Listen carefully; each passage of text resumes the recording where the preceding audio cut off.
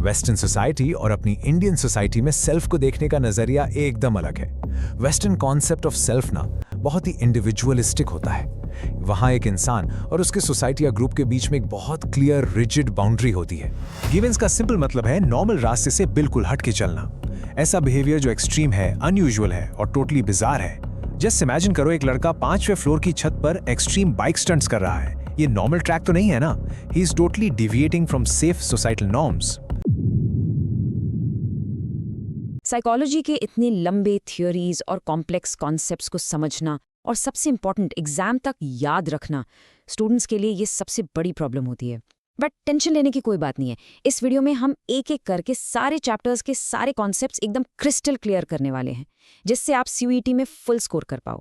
Hello बच्चों, आपका स्वागत है एड्यू मास्टरी में, जहां आपके सारे कॉन्सेप्ट्स एकदम ईजी वे में क्लियर होते हैं। और हाँ, सारे स्टडी मटेरियल के लिए आप हमारी व्हाट्सएप कम्युनिटी ज्वाइन कर सकते हैं। Link is in comment pin box. तो चलो अपना पहला चैप्टर स्टार्ट करते हैं, वेरिएशंस इन साइकोलॉजिकल एट्रीब्यूट्स। फटाफट से एक बार रोड मैप देख लेते हैं कि आज पढ़ना क्या क्या है। हम कवर करेंगे individual differences, situationalism, the 5 domains of psychological attributes, assessment types, इसके 5 मेथड्स और लास्ट में एक क्विक सॉलिड रिवीजन। बस इतना सा है, तो बिना किसी डिले के लेट्स डाइव राइट इन। सोचो एक बार, why are we all so different? I mean twins को ही देख लो, शक्ल बिल्कुल same, physical features same, but उनके एक्सप्रेशंस, उनका ड्रेसिंग स्टाइल, उनका नेचर एकदम ऑपोजिट हो सकता है। ये जो वेरिएबिलिटी है ना, it's an absolutely beautiful fact of nature. जैसे नेचर में हर चीज एक कलर की नहीं होती, वैसे ही हम इंसान भी एक जैसे नहीं हो सकते। हमारी हाइट, वेट जैसे फिजिकल ट्रेट्स तो अलग होते ही हैं, बट हमारे साइकोलॉजिकल ट्रेट्स भी बहुत डिफरेंट होते हैं। कोई बहुत डोमिनेंट नेचर का होता है, तो कोई थोड़ा शांत और सबमिसिव। यही वेरिएशंस तो हमें यूनिक बनाती हैं, राइट? तो फिर ये इंडिविजुअल डिफरेंसेस एग्जैक्टली है क्या? इमेजिन करो क्लास में 2 बच्चे हैं। एक एकदम हाई एनर्जी के साथ दोस्तों से बात कर रहा है और दूसरा बिल्कुल चुपचाप फुल फोकस के साथ पढ़ रहा है। इंडिविजुअल डिफरेंसेस बेसिकली इन्हीं डिस्टिंक्टिवनेस और वेरिएशंस को बोलते हैं जो लोगों के कैरेक्टरिस्टिक्स और बिहेवियर पैटर्न्स में होते हैं। यानी हर इंसान की अपनी एक अलग वाइब होती है, एक खासियत होती है। एक का बिहेव करने का तरीका दूसरे से बिल्कुल अलग। और ध्यान रखना, ये कॉन्सेप्ट आपके सीयूईटी एग्जाम का एकदम फाउंडेशनल पिलर है, तो इसको ध्यान से माइंड में लॉक कर लो। अब एक बहुत बढ़िया सवाल आता है, हम जो भी बिहेव करते हैं वो आता कहाँ से है? क्या वो हमारे अंदर से आता है या बाहर से? काफी साइकोलॉजिस्ट मानते हैं कि हमारा बिहेवियर हमारे पर्सनल ट्रेट्स पर डिपेंड करता है, यानी हमारी इंटरनल क्वालिटीज। जैसे अगर कोई नेचुरली गुस्से वाला है तो उसको हर बात पर जल्दी गुस्सा आएगा।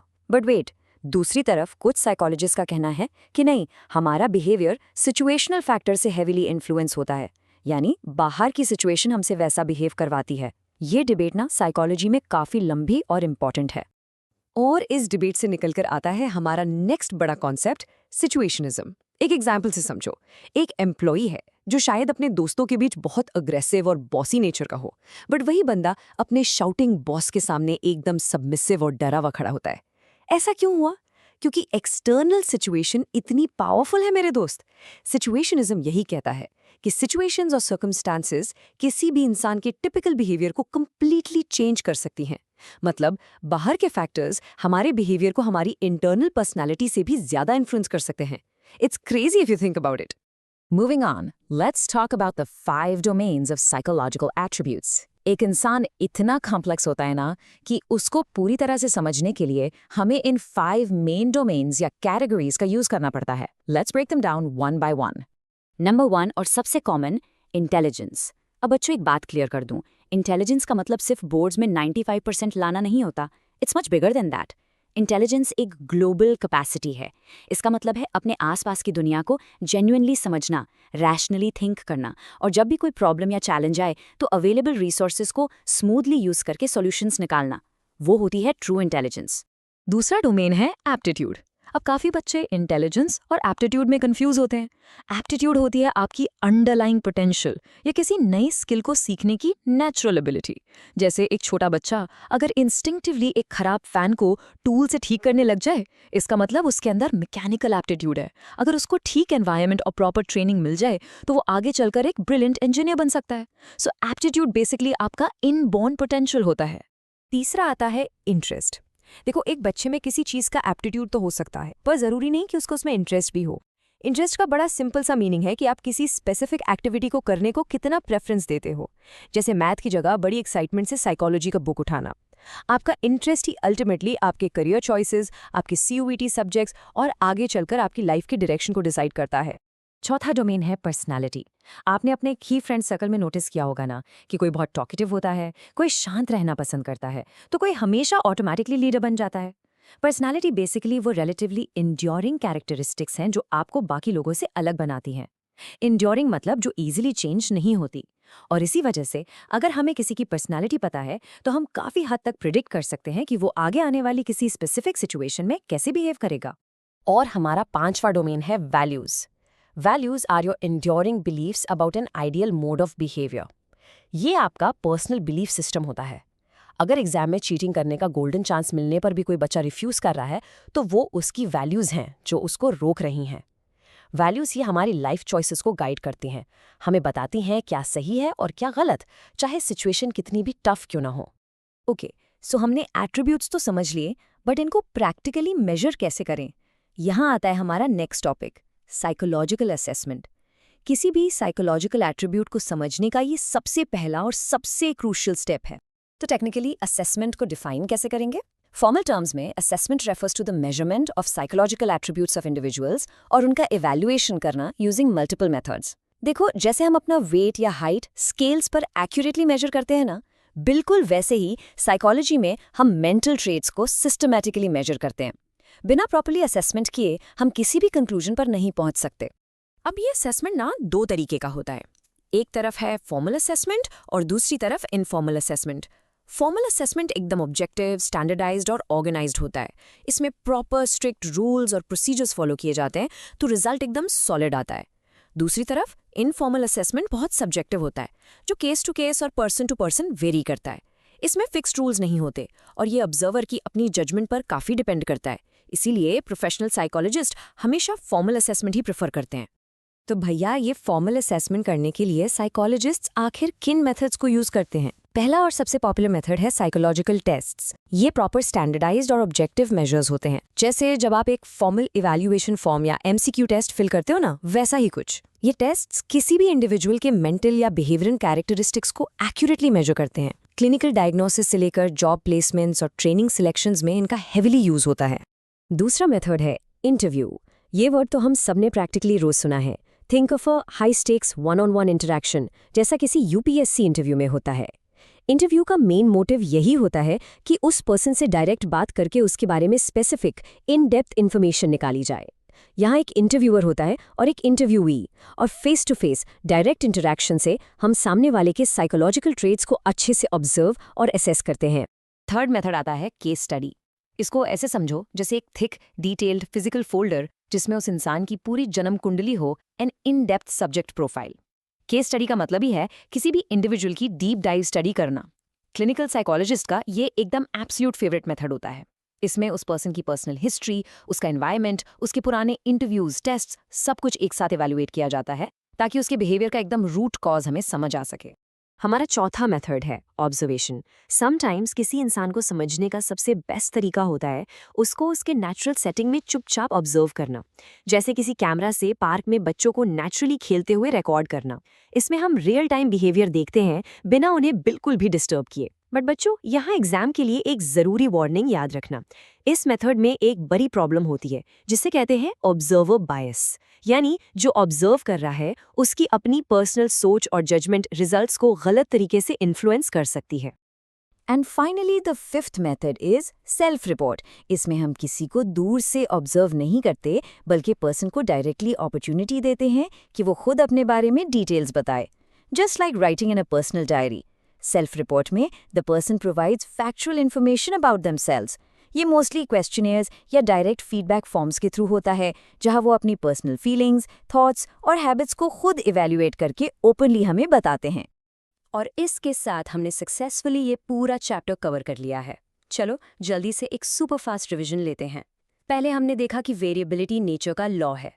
फिर हमने सिचुएशनिज्म पढ़ा कि कैसे सिचुएशन बिहेवियर को कम्प्लीटली चेंज कर देती है। उसके बाद हमने 5 डोमेन्स देखे। इंटेलिजेंस, एप्टीट्यूड, इंटरेस्ट, पर्सनैलिटी और वैल्यूज। फिर असेसमेंट को हमने फॉर्मल और इनफॉर्मल में डिवाइड किया। And lastly we covered the 5 assessment methods: test, interview, case study, observation और सेल्फ रिपोर्ट। अब सब कुछ माइंड में एकदम सेट है ना? तो बस इन कॉन्सेप्ट्स को प्रैक्टिकल लाइफ से कनेक्ट करके रिवाइज करते रहो। स्टे फोकस्ड और बोर्ड्स और सीयूईटी में फुल मार्क्स का टारगेट पक्का समझो। पर जाने से पहले एक छोटी सी चीज़ सोचने के लिए। अगली बार जब आपको किसी बात पर गुस्सा आए तो खुद से ज़रूर पूछना, क्या ये आपकी एक्चुअल पर्सनैलिटी थी या बस सिचुएशन का असर? Think about it, keep learning and see you in the next one. Hello everyone, आज हम डाइव इन करने वाले हैं आपके सिलेबस के एक बहुत ही फैंटास्टिक और हाई वेटेज टॉपिक में। We are talking about self and personality. देखो, ये चैप्टर ना सिर्फ आपके बोर्ड और सीयूईटी एग्जाम्स के लिए एब्सोल्युटली क्रूशल है, बल्कि सच बताऊं तो ये आपको खुद को समझने में भी बहुत हेल्प करेगा। इसमें से डायरेक्ट थियोरीज और कंसेप्चुअल क्वेश्चंस दोनों आते हैं, तो अपनी एनर्जी और फोकस दोनों को हाई रखना, क्योंकि हर एक टॉपिक जो आज हम डिस्कस करेंगे वो आपके एग्जाम में एक पोटेंशियल क्वेश्चन बैंक बन के आ सकता है। Let's get started. So let's start with a very basic but deep question. अगर मैं आपसे पूछूं हु आर यू, रियली आप एक्चुअली में कौन हो, तो आप शायद अपना नाम बताओगे या अपनी कुछ ऐसी क्वालिटीज बताओगे जो आपको लगता है आपके अंदर हैं।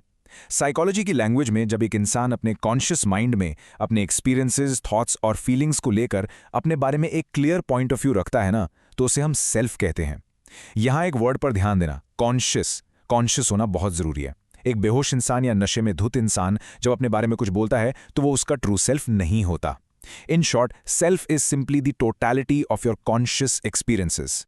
अब इस सेल्फ आइडेंटिटी को हम ब्रॉडली 2 पार्ट्स में डिवाइड कर सकते हैं और इनके बीच का डिफरेंस समझना बहुत जरूरी है। एक होती है हमारी पर्सनल आइडेंटिटी और दूसरी होती है सोशल आइडेंटिटी। पर्सनल आइडेंटिटी आपके उन यूनिक एट्रीब्यूट्स को दिखाती है जो आपको बाकियों से अलग बनाते हैं। फॉर एग्जाम्पल, जब आप बोलते हो कि मैं बहुत हार्ड वर्किंग हूं या मुझे नेचुरली गुस्सा कम आता है, ये सब आपकी पर्सनल क्वालिटीज हैं। दूसरी तरफ आती है आपकी सोशल आइडेंटिटी। ये वो आइडेंटिटी है जो आपको किसी बड़ी सोसाइटी, कल्चरल ग्रुप या कम्युनिटी के साथ लिंक करती है। जब आप प्राउडली कहते हो आई एम एन इंडियन या अपना रिलीजन या प्रोफेशन बताते हो, तो वो आपकी सोशल आइडेंटिटी का हिस्सा होता है। आगे बढ़ते हैं एक बहुत ही कॉमन टर्म की तरफ जो आपने रोज सुनी होगी, सेल्फ एस्टीम। पर इसका साइकोलॉजिकल मतलब क्या है? सेल्फ एस्टीम का सिंपल सा मतलब है खुद की वर्थ या अपनी वैल्यू के बारे में आपका अपना जजमेंट। जिन स्टूडेंट्स का सेल्फ एस्टीम हाई होता है उन्हें एक्चुअली पता होता है कि उनकी वैल्यू क्या है, और एज ए रिजल्ट वो एकेडमिक्स या लाइफ के स्ट्रगल्स में जनरली काफ़ी बेटर परफॉर्म करते हैं। ऑन द फ्लिप साइड, अगर सेल्फ एस्टीम लो हो तो बच्चे हमेशा डाउट में रहते हैं कि मुझसे नहीं होगा, जो आगे चलकर उन्हें एंग्जाइटी और डिप्रेशन की तरफ ले जा सकता है। और एक फन फैक्ट बताऊं, ये हाई सेल्फ एस्टीम मैजिकली नहीं बनता, ये हेविली डिपेंड करता है पॉजिटिव पेरेंटिंग पर। घर का माहौल कैसा है, वहां से हमारी सेल्फ एस्टीम शेप होती है। अब सेल्फ एस्टीम के साथ एक और क्लोजली रिलेटेड कॉन्सेप्ट आती है जिसे हम कहते हैं सेल्फ एफिकेसी। ये थोड़ा सा अलग है। सेल्फ एफिकेसी का मतलब है आपका अपना ये स्ट्रांग बिलीफ कि आप अपनी लाइफ की सिचुएशंस और उनके आउटकम्स को कंट्रोल कर सकते हो। इसको एक रिलेटेबल सिचुएशन से समझते हैं। मान लो बोर्ड एग्जाम से ठीक 1 महीने पहले आप बीमार पड़ गए। अब जिस स्टूडेंट की सेल्फ एफिकेसी लो होगी वो वहीं गिव अप कर देगा। वो सोचेगा भाई अब तो टाइम निकल गया, अब जो होगा देखा जाएगा। लेकिन जिसकी सेल्फ एफिकेसी हाई होगी ना, उसका एटीट्यूड अलग होगा। वो प्लान करेगा, बचे हुए टाइम को मैनेज करेगा और अच्छा रिजल्ट लाने का कॉन्फिडेंस रखेगा। That bounce back, never give up attitude is exactly what self efficacy is. तो अब नेचुरल सा सवाल ये आता है कि हम अपने एक्शंस को खुद को रेगुलेट या कंट्रोल कैसे करें, अपना विल पावर कैसे बढ़ाएं। साइकोलॉजी में सेल्फ कंट्रोल बिल्ड करने के 3 क्लियर स्टेप्स बताए गए हैं। पहला है सेल्फ ऑब्जर्वेशन, यानी सबसे पहले अपने खुद के बिहेवियर को ऑब्जर्व करना और नोटिस करना कि आप अपना टाइम कहाँ वेस्ट कर रहे हो। दूसरा स्टेप है सेल्फ इंस्ट्रक्शन, खुद को समझाना, डायरेक्शन देना। और तीसरा है सेल्फ रीइंफोर्समेंट, यानी जब आप कोई सही काम करो तो खुद को रिवॉर्ड देना। जैसे अगर आपका अल्टीमेट गोल यूपीएससी क्लियर करना है या बोर्ड्स में टॉप करना है, तो आपको दोस्तों के साथ हैंग आउट करना डिले करना पड़ेगा, अपना टाइम पढ़ाई के लिए यूटिलाइज करना पड़ेगा, और इस डिसिप्लिन को ही हम सेल्फ कंट्रोल कहते हैं। Now, let's look at a fascinating cultural difference. Western society और अपनी इंडियन सोसाइटी में सेल्फ को देखने का नज़रिया एकदम अलग है। वेस्टर्न कॉन्सेप्ट ऑफ सेल्फ ना बहुत ही इंडिविजुअलिस्टिक होता है। वहाँ एक इंसान और उसके सोसाइटी या ग्रुप के बीच में एक बहुत क्लियर रिजिड बाउंड्री होती है। Everyone focuses mainly on themselves. लेकिन हमारा Indian concept of self collectivistic है। यहाँ बाउंड्रीज बहुत फ्लूइड और शिफ्टिंग होती हैं। सोचो, हमारे यहाँ हम इजीली अपने पेरेंट्स के डिसीजंस को अपना डिसीजन मान लेते हैं। हमारी आइडेंटिटी हमारी फैमिली और कम्युनिटी के साथ सीमलेसली ब्लेंड हो जाती है। वहाँ पर कोई ऐसी क्लियर हार्ड बाउंड्री या डाइकोटमी नहीं होती। ऑलराइट, यहाँ तक हमारा सेल्फ का कॉन्सेप्ट बिल्कुल क्लियर हो गया है। अब आते हैं इस चैप्टर के दूसरे मेन पिलर पर, पर्सनैलिटी। आमतौर पर ना हम लोग अक्सर सोचते हैं कि किसी के कपड़े पहनने का ढंग या उसके फिजिकल लुक्स ही उसकी पर्सनैलिटी है, बट साइकोलॉजी ऐसा नहीं मानती। साइकोलॉजी में एक प्रॉपर डेफिनेशन है। Personality is the characteristic way of responding to individuals and situations. ये डेफिनेशन आपको हमेशा याद रखनी है। पर्सनैलिटी आपके इंटरनल और स्टेबल साइकोलॉजिकल कंपोनेंट्स हैं। आप अलग अलग सिचुएशंस में एक्चुअली कैसा रिएक्ट करते हो, मुश्किल में शांत रहते हो या पैनिक करते हो, ये आपकी असली पर्सनैलिटी है। और माइंड यू, ये ईजिली चेंज नहीं होती। तो साइकोलॉजिस्ट ने पर्सनालिटी को एनालाइज करने के लिए अलग अलग थियरीज और अप्रोचेस दी हैं। सबसे पहले आती हैं टाइप अप्रोचेस, जहां लोगों को उनके फिजिकल फीचर्स या बेसिक नेचर के हिसाब से कैटेगरीज में बांट दिया गया। इसमें सबसे क्लासिक एग्जांपल है शेल्डन्स बॉडी टाइप थियरी। उन्होंने कहा कि आपकी बॉडी का शेप आपकी पर्सनैलिटी बताता है। उनके हिसाब से एंडोमॉर्फ्स, जो लोग थोड़े गोल मटोल और फैट होते हैं, वो बहुत सोशेबल और रिलैक्स्ड होते हैं। मेसोमॉर्फ्स, जो मस्कुलर होते हैं, वो एनर्जेटिक और करेजियस माने जाते हैं। और एक्टोमॉर्फ्स, जो टॉल और थिन होते हैं, वो ब्रेनी और थोड़े इंट्रोवर्टेड होते हैं। अब ऑब्वियस सी बात है, आज के टाइम में सिर्फ बॉडी शेप से हम किसी का नेचर जज नहीं कर सकते, बट प्योरली एकेडमिक और एग्जाम पॉइंट ऑफ व्यू से आपको ये तीनों टाइप्स और उनके फीचर्स याद रखने हैं। इसी तरह एक और बहुत फेमस क्लासिफिकेशन है फ्रीडमैन और रोजनमैन की, जो आपके एग्जाम के लिए बहुत रेलेवेंट है। उन्होंने लोगों को 4 टाइप्स में बांटा। पहले हैं टाइप ए। ये लोग हाई अचीवर्स होते हैं, बहुत मोटिवेटेड, लेकिन हमेशा जल्दी में और इम्पेशेंट। इनके एग्जैक्ट ऑपोजिट होते हैं टाइप बी, एकदम चिल्ड आउट और रिलैक्स्ड, लाइफ को आराम से लेने वाले। जैसे आपने नोटिस किया होगा, क्लास में एग्जाम से पहले कुछ बच्चे हाइपर स्ट्रेस घूमते हैं, वो टाइप ए हैं, और कुछ आराम से कैंटीन में बैठे होते हैं, वो टाइप बी हैं। फिर आते हैं टाइप सी लोग, जो कोऑपरेटिव तो बहुत होते हैं, पर प्रॉब्लम्स फेस करने पर अपने नेगेटिव इमोशंस को सप्रेस कर लेते हैं, छिपा लेते हैं। और फाइनली टाइप डी, जो स्लाइटली डिप्रेस्ड या पेसिमिस्टिक टाइप के लोग होते हैं और इजीली गिव अप कर देते हैं। अब इन टाइप्स वाले अप्रोच से थोड़ा आगे बढ़ते हैं और बात करते हैं ट्रेट्स की। ट्रेट अप्रोच पूरी पर्सनालिटी को एक साथ बॉक्स में डालने की बजाय एक इंसान की स्पेसिफिक क्वालिटीज पर फोकस करती है। इसमें गोर्डन ऑलपोर्ट ने बहुत इंटरेस्टिंग काम किया और ट्रेट्स को 3 लेवल्स में डिवाइड कर दिया। सबसे टॉप पर आते हैं कार्डिनल ट्रेट्स। ये किसी इंसान की लाइफ में इतने डोमिनेंट होते हैं कि उसकी पूरी पहचान ही इनके अराउंड बन जाती है। जैसे महात्मा गांधी का नाम आती नॉन वायलेंस याद आता है, राइट। दूसरे होते हैं सेंट्रल ट्रेट्स। ये आपकी बेसिक फाउंडेशन वाले ट्रेट्स हैं जो आप जनरली अपने जॉब रिज्यूमे में लिखते हो, जैसे हार्ड वर्किंग, सिंसियर या ऑनेस्ट होना। और तीसरे हैं सेकेंडरी ट्रेट्स। ये बस आपकी पर्सनल लाइक्स और डिसलाइक्स हैं, कौन सा खाना पसंद है, कौन से कपड़े पसंद हैं। ये क्वालिटीज तभी दिखती हैं जब कोई आपको ट्रूली करीब से जानता हो। ट्रेट्स की जब बात होती है तो कार्ल योंग और हांस आइजैक का नाम जरूर आता है, और इनका कॉन्सेप्ट तो आप सबसे ज्यादा रिलेट कर पाओगे। Introverts versus extroverts. हमारे आसपास ऑलवेज ये 2 टाइप के एक्सट्रीम्स होते हैं।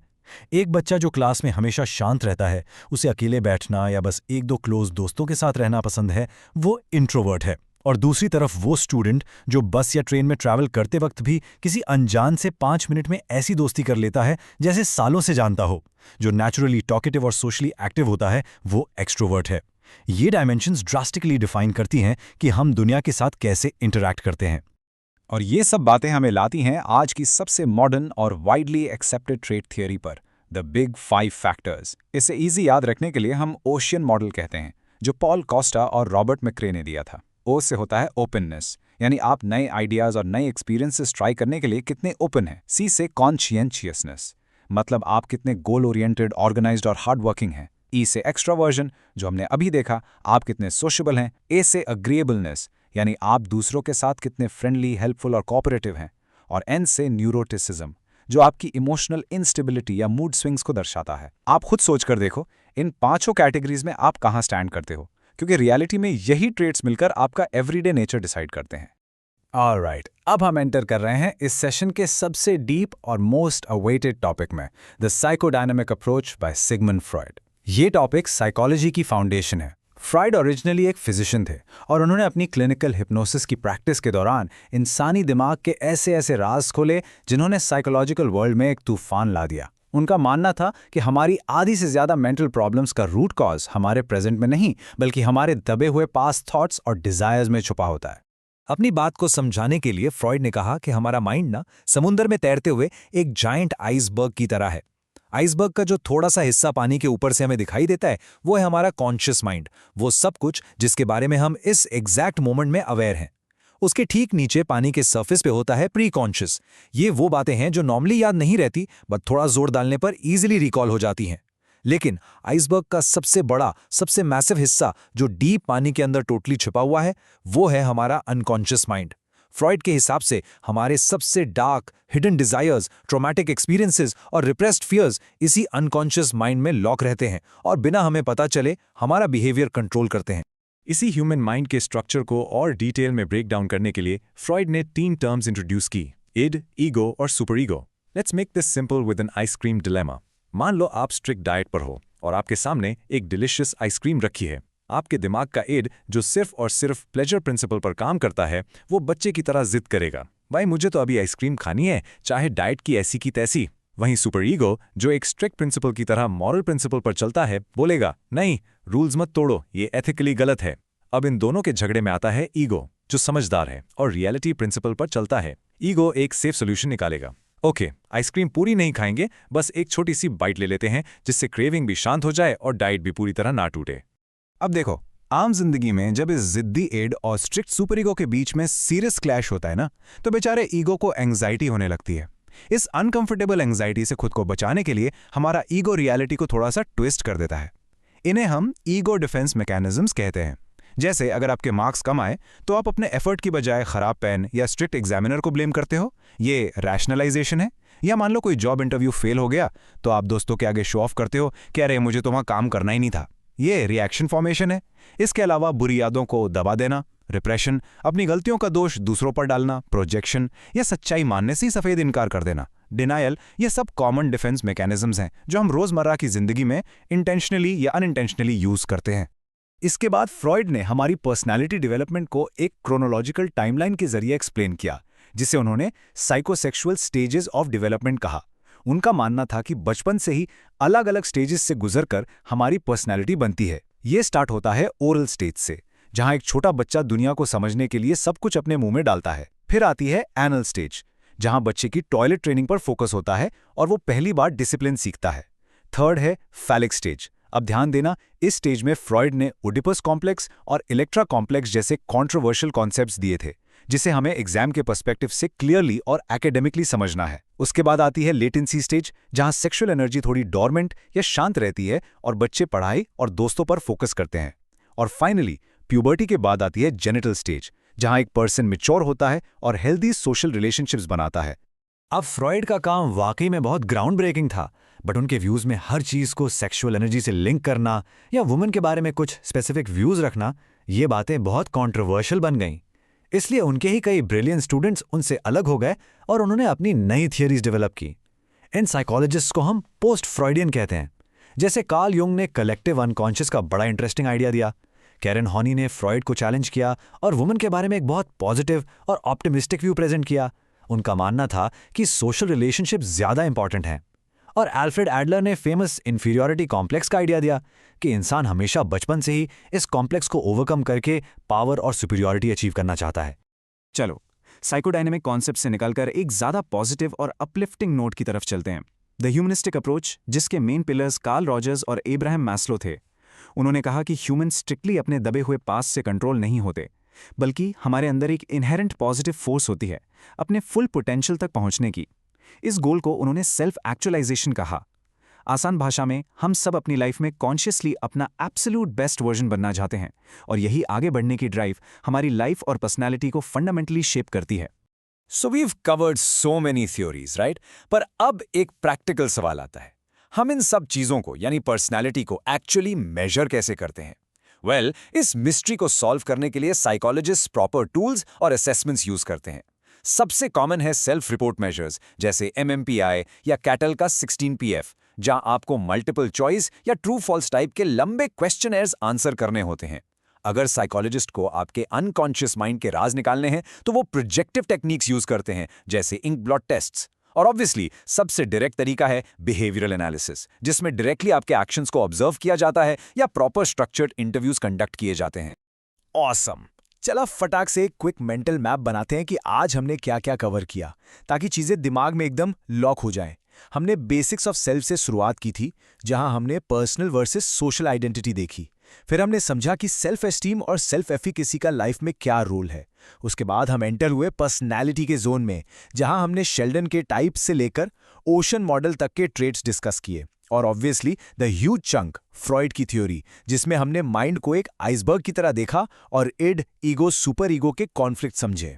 तो at the end of the day एक बात हमेशा याद रखना, आपकी जो पर्सनालिटी है ना, इट्स अ डायनामिक मास्टरपीस। ये कोई फिक्स या पत्थर की लकीर नहीं है, ये आपके एक्सपीरियंसेस के साथ कंटिन्यूसली इवॉल्व होती रहती है। आज हमने जितने भी साइकोलॉजी के कॉन्सेप्ट समझे हैं, उन्हें रटना मत। आज ही ट्राई करो इन्हें अपने आसपास ऑब्जर्व करने की। देखो कि जब आपको डांट पड़ती है तो आप कौन सा डिफेंस मैकेनिज्म यूज करते हो, या आप रियल लाइफ में इंट्रोवर्ट हो या एक्सट्रोवर्ट। अपने माइंड को एक्सप्लोर करते रहो, अपने आप को समझते रहो। आई जेन्युइनली होप कि आज की ये सारी बातें आपको क्रिस्टल क्लियर हो गई होंगी। मिलते हैं आपसे नेक्स्ट कॉन्सेप्ट के साथ, तब तक keep learning and all the absolutely best for your studies. कैसे हो सब? आजकल ना एक वर्ड हमें हर जगह बार बार सुनने को मिल रहा है, प्रेशर। बोर्ड एग्जाम्स का प्रेशर, कंपेटिटिव एग्जाम्स का प्रेशर, फ्यूचर का, यू नेम इट। और देखो, ये प्रेशर बिल्कुल रियल है, हर स्टूडेंट को फील होता है। We all come across situations in life जो हमें सीरियसली स्ट्रेस देती हैं। लेकिन एक बात बताऊं, डरना बिल्कुल नहीं है, क्योंकि आज के सेशन में हम इसको साइंटिफिकली डिकोड करेंगे। हम समझेंगे कि आखिर ये स्ट्रेस काम कैसे करता है और इस एग्जाम ऑफ लाइफ में एफिशिएंटली कोप करके लिटरली टॉप कैसे करना है। तो चलो सीधा टॉपिक पर आते हैं। अब जब मैं वर्ड बोलता हूँ स्ट्रेस, तो आपके माइंड में इमीडिएटली क्या आता है? एक अजीब सी घुटन, राइट? एक tension? Well, the word stress actually comes from a Latin word जिसका मतलब ही होता है टाइट और नैरो। मसल्स का एकदम टाइटन होना, सांस लेने में थोड़ी घुटन महसूस होना, ये सब इसका लिटरल ओरिजिन है। But wait, let me ask you a question. क्या स्ट्रेस हमेशा एक विलन होता है? सोचो, द आंसर इज बिल्कुल नहीं। Now, what's really interesting here is the massive difference between eustress and distress. Eustress, simply put, is your good stress. Imagine आपका अगले हफ्ते एक बड़ा competition है और आपको किसी भी हाल में first prize जीतना है। उसके लिए आप दिन रात practice करते हो, right? ये वाला stress आपको push कर रहा है to give your absolute best performance. ये eustress आपका सबसे बड़ा asset है। लेकिन वही stress जब इतना out of control हो जाए कि आप pre-boards के पहले ना ठीक से खा पा रहे हो, ना सो पा रहे हो, you literally just freeze. That is distress. ये distress ना हमारी बॉडी में physical wear and tear cause करता है. So the crucial point is grasping the textbook definition practically. CBSE की किताब में stress की एक बहुत ही solid definition दी हुई है. They say stress is a pattern of responses to any stimulus that disturbs our equilibrium. अब ये equilibrium क्या चीज़ है? Just imagine a perfectly happy, balanced state of mind जहाँ सब कुछ एकदम ठीक चल रहा है. आप ना ज़्यादा हाइपर हो, ना परेशान. लेकिन जब अचानक कोई ऐसी सिचुएशन आती है जो उस पीस और बैलेंस को पूरी तरह तोड़ देती है, and it exactly exceeds your ability to cope, that exact moment is when you experience stress. Okay, अब देखते हैं कि ये हमारे माइंड में बिल्डअप कैसे होता है थ्रू लैज़रस कॉग्निटिव थ्योरी। लैज़रस ने एक सिंपल बात बताई कि स्ट्रेस का रिएक्शन 2 पार्ट्स में डिवाइड होता है, primary and secondary appraisal. Primary appraisal में हम देखते हैं कि भाई प्रॉब्लम आखिर क्या है, क्या ये मेरे लिए कोई थ्रेट है या जस्ट एक चैलेंज। फिर आता है सेकेंडरी अप्रेजल, जहां हम रैशनली एनालाइज करते हैं, क्या मेरे पास इस प्रॉब्लम को हैंडल करने के रिसोर्सेज हैं। Let me give you a very relatable example. अगर आपके पिछले यूनिट टेस्ट में मार्क्स अच्छे आए थे, तो अब प्री बोर्ड्स के लिए आपका स्ट्रेस नेचुरली कम होगा, राइट? क्योंकि आपका पास्ट एक्सपीरियंस आपको ऑटोमेटिकली बता रहा है कि यू कैन कोप। पर अगर मार्क्स खराब थे तो सेकेंडरी अप्रेजल में टेंशन डेफिनेटली बढ़ जाएगी। अब जरा हांस सेलिए के जनरल एडेप्टेशन सिंड्रोम यानी गैस मॉडल पर फोकस करो। इमेजिन आपकी बॉडी एक स्मार्टफोन की बैटरी की तरह है। सबसे पहले आता है अलार्म रिएक्शन, एकदम से अलर्ट, आपका फाइट और फ्लाइट मोड एक्टिवेट हो गया, हार्ट बीट फास्ट। फिर आती है स्टेज ऑफ रेजिस्टेंस, जहां आपकी बॉडी उस स्ट्रेस से विगरसली फाइट करने के लिए अपनी सारी बची हुई एनर्जी लगा देती है। बट अगर वो टेंशन कंटिन्यूसली चलता ही रहा ना, तो फाइनली आती है स्टेज ऑफ एग्जॉस्शन। आपकी इंटरनल बैटरी लिटरली ड्रेन हो चुकी होती है और बॉडी टोटल कोलैप्स कर जाती है। We really don't want to reach that stage. You know, to defeat the enemy, you absolutely must cleanly categorize the enemy. In 3 categories को अपने दिमाग में हमेशा के लिए फाइल कर लो। पहली कैटेगरी है फिजिकल और इन्वायरमेंटल स्ट्रेस, जैसे बाहर का लाउड शोर शराबा, एक्सट्रीम पोल्यूशन, या जब आप लैक ऑफ स्लीप से फिजिकली एग्जॉस्ट हो जाते हो। दूसरा है साइकोलॉजिकल स्ट्रेस। ये हम खुद अपने माइंड में क्रिएट करते हैं, like that internal frustration when things just don't go our way. और तीसरा है सोशल स्ट्रेस, दोस्तों के साथ लड़ाई हो जाना या किसी ऐसी फैमिली गैदरिंग में जबरदस्ती जाना पड़ना जहां आप लिटरली नहीं जाना चाहते। और exactly where is all this stress coming from?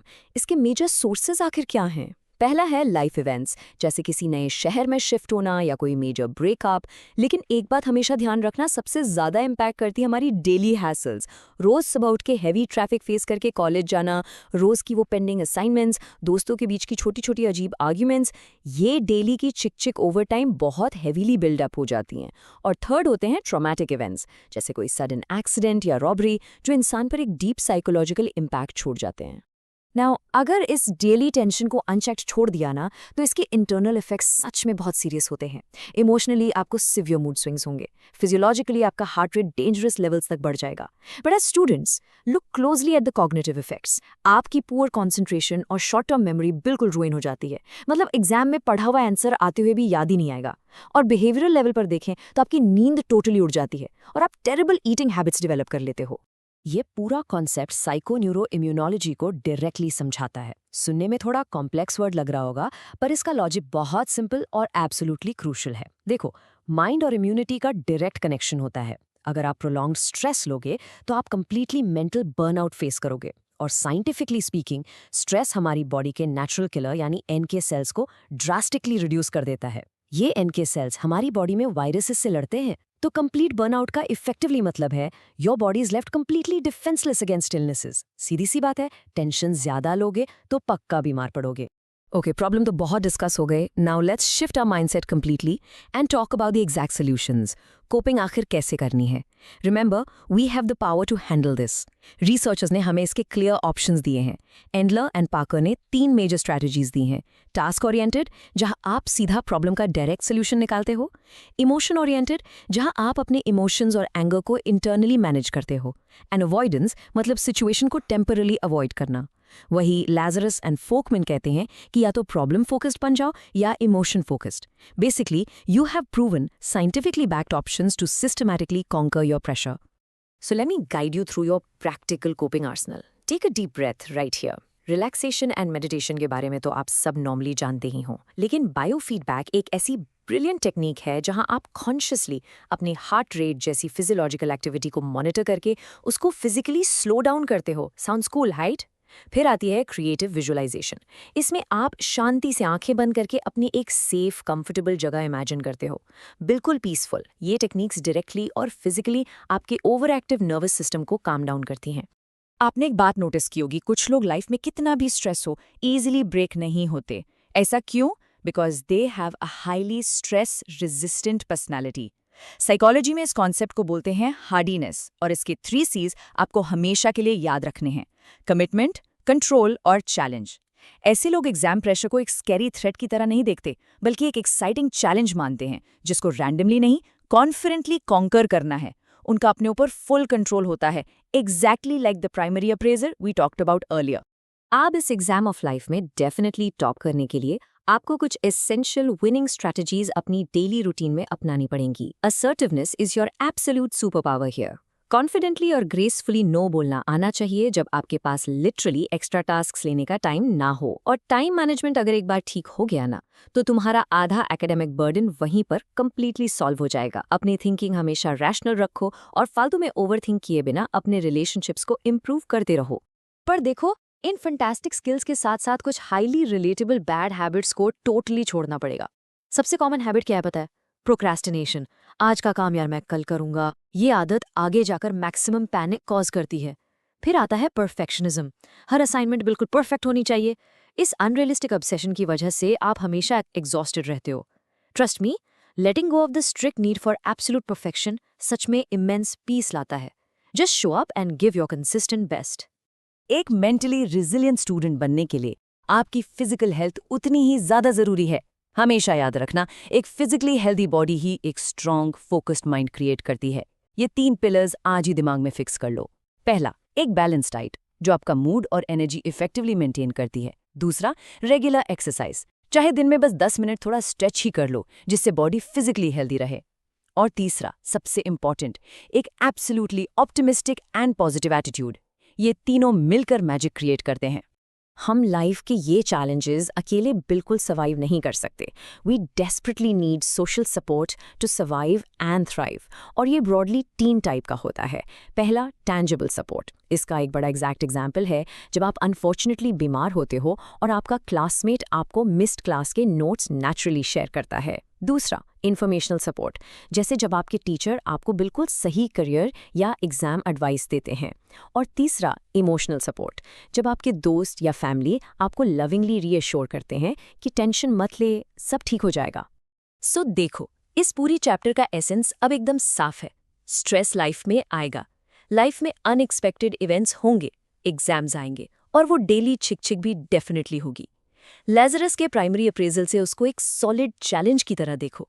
Hence चलिए कि जीएस मॉडल की एग्जॉस्टेंट स्टेज तक खुद को ड्रेन मत होने दो। अपने टाइम को रिगरसली मैनेज करो, प्रोक्रेस्टिनेशन बिल्कुल छोड़ो, यूज स्ट्रेस को अपना कोर ड्राइविंग फोर्स बनाओ, और हमेशा याद रखना, your mind is remarkably powerful and coping is entirely in your hands. पूरा स्ट्रक्चर अब आपके दिमाग में कंप्लीटली सेट है। Trust your prep. But before you wrap up, really think about this. The next time you face a massive challenge, will you let your body enter the dangerous stage of exhaustion? Or will you actually use your 3 C's to turn that pressure into your greatest power? The choice is entirely yours. Right, क्या हाल चाल है यार आप सभी के। I hope you're all doing amazing. आज हम इस साइकोलॉजिकल डिसऑर्डर्स वाले चैप्टर का एक बिल्कुल इन डेप्थ ब्रेकडाउन करने वाले हैं। अपनी नोट्स निकाल लो, फुल एनर्जी में आओ, क्योंकि आज का सेशन बहुत ही इंटरेस्टिंग होने वाला है। ध्यान से सुनना। सबसे पहले हम समझते हैं कि ये वर्ड डिसऑर्डर आखिर है क्या। हम इन्हें मेंटल डिजीज क्यों नहीं बोलते, डिसऑर्डर क्यों बोलते हैं? इस एक छोटे से वर्ड के पीछे ना पूरी एक कहानी छुपी है जो हमारी मेंटल हेल्थ की बेसिक अंडरस्टैंडिंग को एकदम सेट कर देगी। अब इस ब्रेकडाउन में आगे बढ़ने से पहले ना मैं आपसे एक सिंपल सा सवाल पूछता हूँ। सपोज आपको रात में एक बड़ा बुरा सपना आया, ठीक है, आप डर के उठे और 2-3 दिन तक थोड़ा उदास रहे, शायद थोड़ा रो भी दिए, तो क्या आप कहोगे कि आपको डिप्रेशन हो गया है? बिल्कुल नहीं यार। हर छोटी परेशानी, माइनर इनकन्वीनियंस या रोने का मतलब साइकोलॉजिकल डिसऑर्डर नहीं होता। We absolutely need to clearly define कि क्या सच में एबनॉर्मल है और क्या सिर्फ एक नॉर्मल ह्यूमन सैडनेस है। तो सोचो, हम इसे डिजीज क्यों नहीं कहते हैं, डिसऑर्डर क्यों कहते हैं? देखो, एक डिजीज जो होती है ना, वो प्योरली बायोलॉजिकल होती है। उसमें आपकी बॉडी का कोई ऑर्गन प्रॉपरली काम नहीं कर रहा होता, लाइक अल्जाइमर्स। लेकिन डिसऑर्डर एक साइकोलॉजिकल स्टेट है। हाँ, इसमें बायोलॉजिकल फैक्टर्स हो सकते हैं, बट इसे हमारे एक्सपर्ट्स जैसे साइकाइट्रिस्ट और साइकोलॉजिस्ट थेरेपी और मेडिकेशन से एक्चुअली मैनेज और ट्रीट कर सकते हैं। Basically it is treatable through psychology. तो भाई, एक बिहेवियर को हम एबनॉर्मल कब मानते हैं? एक्चुअली इसको एक सिंपल एनालॉजी से समझते हैं। सोचो, एक शर्ट क्या होती है? जिसमें बटन्स हों, राइट? अगर उसमें बटन्स ही नहीं है तो वो टी शर्ट बन जाती है। मतलब एक बेसिक चेकलिस्ट या क्राइटेरिया होता है हर चीज का। वैसे ही किसी आम परेशानी को एक साइकोलॉजिकल डिसऑर्डर बोलने के लिए हमारे साइकोलॉजिस्ट ने 4 मेजर क्राइटेरिया बनाए हैं। इन्हें हम 4 Ds कहते हैं। Let's see how this builds up. पहला डी है डिवियंस। डिवियंस का सिंपल मतलब है नॉर्मल रास्ते से बिल्कुल हट के चलना। ऐसा बिहेवियर जो एक्सट्रीम है, अनयूजुअल है और टोटली बिजार है। जस्ट इमेजिन करो, एक लड़का 5वें फ्लोर की छत पर एक्सट्रीम बाइक स्टंट्स कर रहा है। ये नॉर्मल ट्रैक तो नहीं है ना। He is totally deviating from safe societal norms. जो आम लोग सोसाइटी में करते हैं, ये उससे एकदम अलग और अनएक्सपेक्टेड है। दूसरा डी आता है डेंजर। अब वही लड़का जो छत पर बाइक चला रहा है, क्या वो डेंजर में है? बिल्कुल। वो खुद के लिए तो एक बहुत बड़ा खतरा है ही, पर जरा सोचो उन लोगों के बारे में जो नीचे आराम से सब्जी लेने जा रहे हैं। उनके लिए भी तो वो एक्सट्रीम डेंजर पोज कर रहा है ना। अगर कोई बिहेवियर इंसान के खुद के लिए या उसके आसपास के लोगों के लिए फिजिकली या मेंटली थ्रेटनिंग है, तो वो इस डेंजर वाली कैटेगरी में बिल्कुल फिट होता है। तीसरा डी है डिस्ट्रेस। इसका बेसिकली मतलब है परेशानी और एक्सट्रीम स्ट्रेस। अब देखो, हो सकता है उस बाइक वाले लड़के को छत पर स्टंट करने में लिटरली बहुत मजा आ रहा हो, उसको खुद कोई स्ट्रेस ना हो, लेकिन सोचो उसके पेरेंट्स या दोस्तों का क्या हाल होगा। वो तो डेफिनेटली सिवियर डिस्ट्रेस और एंजाइटी में होंगे ना। तो डिस्ट्रेस का मतलब है एक्सट्रीम एंजाइटी, जो खुद को भी हो सकती है या आपके एक्शंस की वजह से आपकी फैमिली और पेयर्स को हो सकती है। And the absolutely crucial point is the 4th D, dysfunction. बच्चों, एग्जाम के पॉइंट ऑफ व्यू से यही डिसाइडिंग फैक्टर होता है। क्या उस बिहेवियर की वजह से उस इंसान की डेली लाइफ की कंस्ट्रक्टिव एक्टिविटीज रुक गई हैं, जैसे ठीक से पढ़ाई करना, प्रॉपर नींद लेना या इवन सुबह उठ के ब्रश करना? फॉर एग्जाम्पल, अगर किसी बच्चे को ADHD है तो उसमें ये चारों Ds मैच होते हैं। वो थोड़ा डिविएंट बिहेव करता है, इम्पल्सिव होने की वजह से डेंजर में पड़ सकता है, पेरेंट्स को डिस्ट्रेस होता है और वो ठीक से पढ़ नहीं पाता, यानी डिसफंक्शन होता है। तभी वो एक एक्चुअल डिसऑर्डर बनता है। लेकिन यार एक बहुत बड़ी प्रॉब्लम है, हमारी सोसाइटी में ना इन डिसऑर्डर्स को लेकर बहुत गलत बातें और स्टिग्मा फैला हुआ है। लोग अनफेयर लेबल्स लगाते हैं, लिटरली कहते हैं कि इन पे भूत आ गया है या इन्हें घर से निकाल दो। हमें स्टिग्मा को हर हाल में ब्रेक करना होगा। एग्जाम के लिए भी ये बहुत रेलेवेंट पॉइंट्स हैं। हम ये करेंगे कैसे? वेल, हमें पब्लिक को मेंटल हेल्थ के बारे में प्रॉपर एजुकेशन देनी होगी, कम्युनिटीज़ में सोशल अवेयरनेस लानी होगी, और सबसे इंपॉर्टेंट साइकोलॉजिकल फर्स्ट एड और थेरेपी को इतना एक्सेसिबल बनाना होगा कि हर किसी को ईजिली हेल्प मिल सके। चलो अब एक छोटी सी हिस्टोरिकल टाइम ट्रैवल ट्रिप पे चलते हैं। पुराने ज़माने में मेंटल हेल्थ को लोग देखते कैसे थे? अगर हम 10th से 14th सेंचुरी यानी मिडिल एजेस की बात करें तो लोगों को लगता था कि ये सुपरनैचुरल पावर्स या ब्लैक मैजिक का चक्कर है। लोगों ने लिटरली विचेस बोलकर औरतों को जलाना शुरू कर दिया था और पेशेंट्स को क्रूअल असाइलम्स में रखा गया। फिर आया 15th-16th सेंचुरी का रेनेसांस पीरियड, जहां जोहान वायर जैसे ब्रिलियंट लोगों ने पॉइंट आउट किया कि नहीं भाई, ये सुपरनैचुरल नहीं, साइकोलॉजिकल कॉन्फ्लिक्ट्स हैं। और फाइनली आया 17th-18th सेंचुरी का age of reason and reform, जहां सबने साइंटिफिक रीजंस ढूंढे और कंपैशन पर फोकस स्टार्ट किया। इसी 18th सेंचुरी रिफॉर्म मूवमेंट के दौरान एक बहुत बड़ा चेंज आया, और आप लोग इस वर्ड को मार्क कर लो, एक बहुत ही crucial board exam vocabulary word है, डी-इंस्टीट्यूशनलाइजेशन। इसका सिंपल सा मतलब यह है कि जो पुराने ज़माने के क्रूल तबेले जैसे आइसोलेटेड असाइलम्स थे ना, उनको बंद कर दिया जाए, और जो मेंटली इल पेशेंट्स हैं उनको वहाँ आइसोलेटेड रखने की जगह वापस अपनी सोसाइटी में कम्युनिटी केयर में इंटीग्रेट किया जाए। उन्हें प्यार, रिस्पेक्ट और कंपैशन दिया जाए ताकि वो भी एक नॉर्मल डिग्निफाइड लाइफ जी सकें। तो इन सारी हिस्टोरिकल डेवलपमेंट्स के बाद मॉडर्न साइकोलॉजी ने सब पास्ट आइडियाज को मिक्स करके एक अल्टीमेट थ्योरी निकाली। It's like a giant puzzle coming together. इसको बोलते हैं इंटरैक्शनल अप्रोच या बायो-साइको सोशल अप्रोच। ये अप्रोच कहती है कि कोई भी डिसऑर्डर सिर्फ एक सिंगल वजह से नहीं होता। इसमें हमारी बायोलॉजी यानी हमारी जेनेटिक्स और फिजिकल हेल्थ, हमारी साइकोलॉजी यानी हमारे नेगेटिव थॉट पैटर्न्स, और हमारा सोशल फैक्टर यानी हमारे इंटरपर्सनल रिलेशनशिप्स और एनवायरनमेंट, ये तीनों एलिमेंट्स आपस में मिक्स होकर इंटरैक्ट करते हैं और तभी एक डिसऑर्डर फॉर्म होता है। अब ट्रीटमेंट की बात करें तो हिस्ट्री में लोगों ने ऐसे अजीब और क्रेजी ट्रीटमेंट्स किए हैं कि आप सुनकर लिटरली डर जाओगे।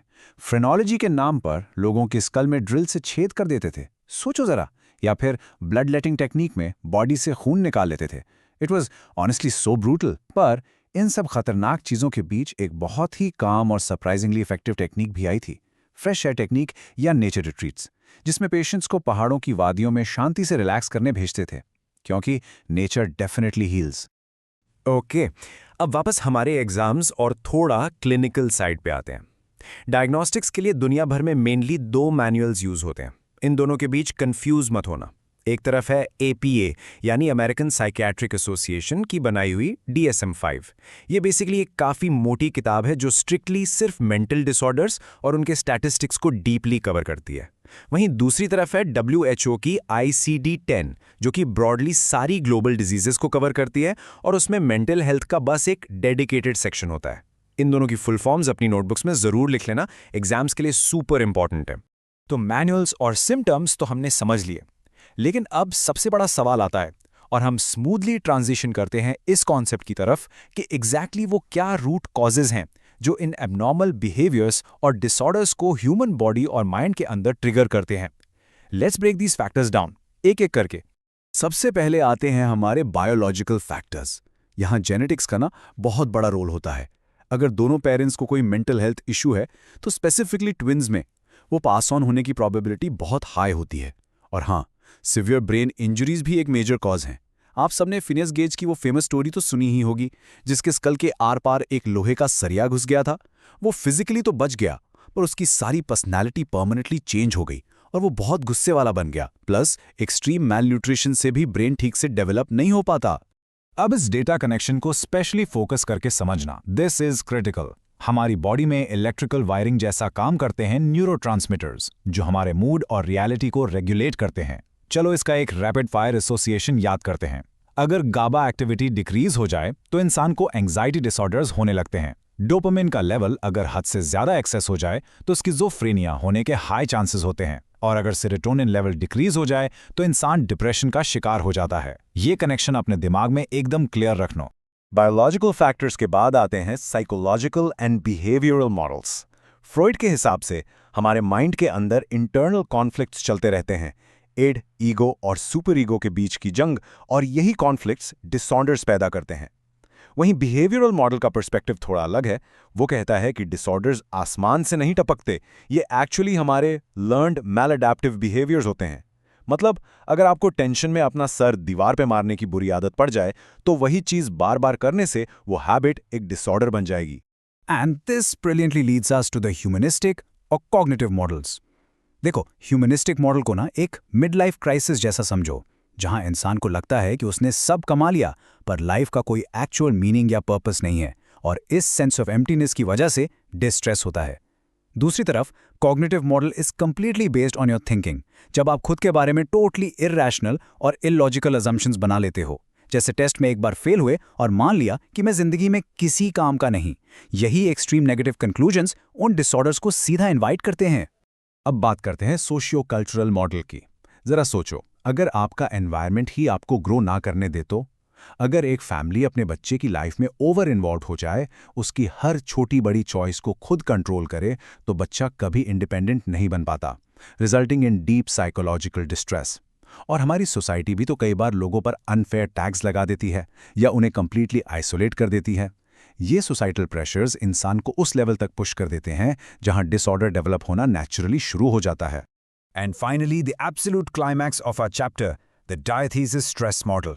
बच्चों, यही इन सब का अल्टीमेट कॉम्बिनेशन है। इसे बिल्कुल ध्यान से सुनना। स्टेप 1 होता है एक बायोलॉजिकल प्रीडिस्पोजिशन, एक स्लीपिंग हिडन जीन जो आपको इनहेरिट हुआ है, जो अभी इनएक्टिव है, पर वो अकेला कुछ नहीं करेगा। जब स्टेप 2 आता है, एक पैथोजेनिक स्ट्रेसर, यानी एनवायरनमेंट में कोई बड़ा दुख या मेजर ट्रिगर, तब जाकर वो जेनेटिक स्विच ऑन हो जाता है। और तब स्टेप 3 रिजल्ट आता है, the fully activated psychological disorder, यानी बायोलॉजी और लाइफ का स्ट्रेस दोनों का मिलना जरूरी है। तो आज की इस पूरी इन डेप्थ एक्सप्लेनेशन के बाद एक सबसे मेन सवाल खड़ा होता है। देखो, आप अपनी जेनेटिक्स को तो कंट्रोल नहीं कर सकते, वो क्लियरली आपके हाथ में नहीं है, पर अपना एनवायरनमेंट और उस पैथोजेनिक स्ट्रेस को हैंडल करना बिल्कुल आपके हाथ में है।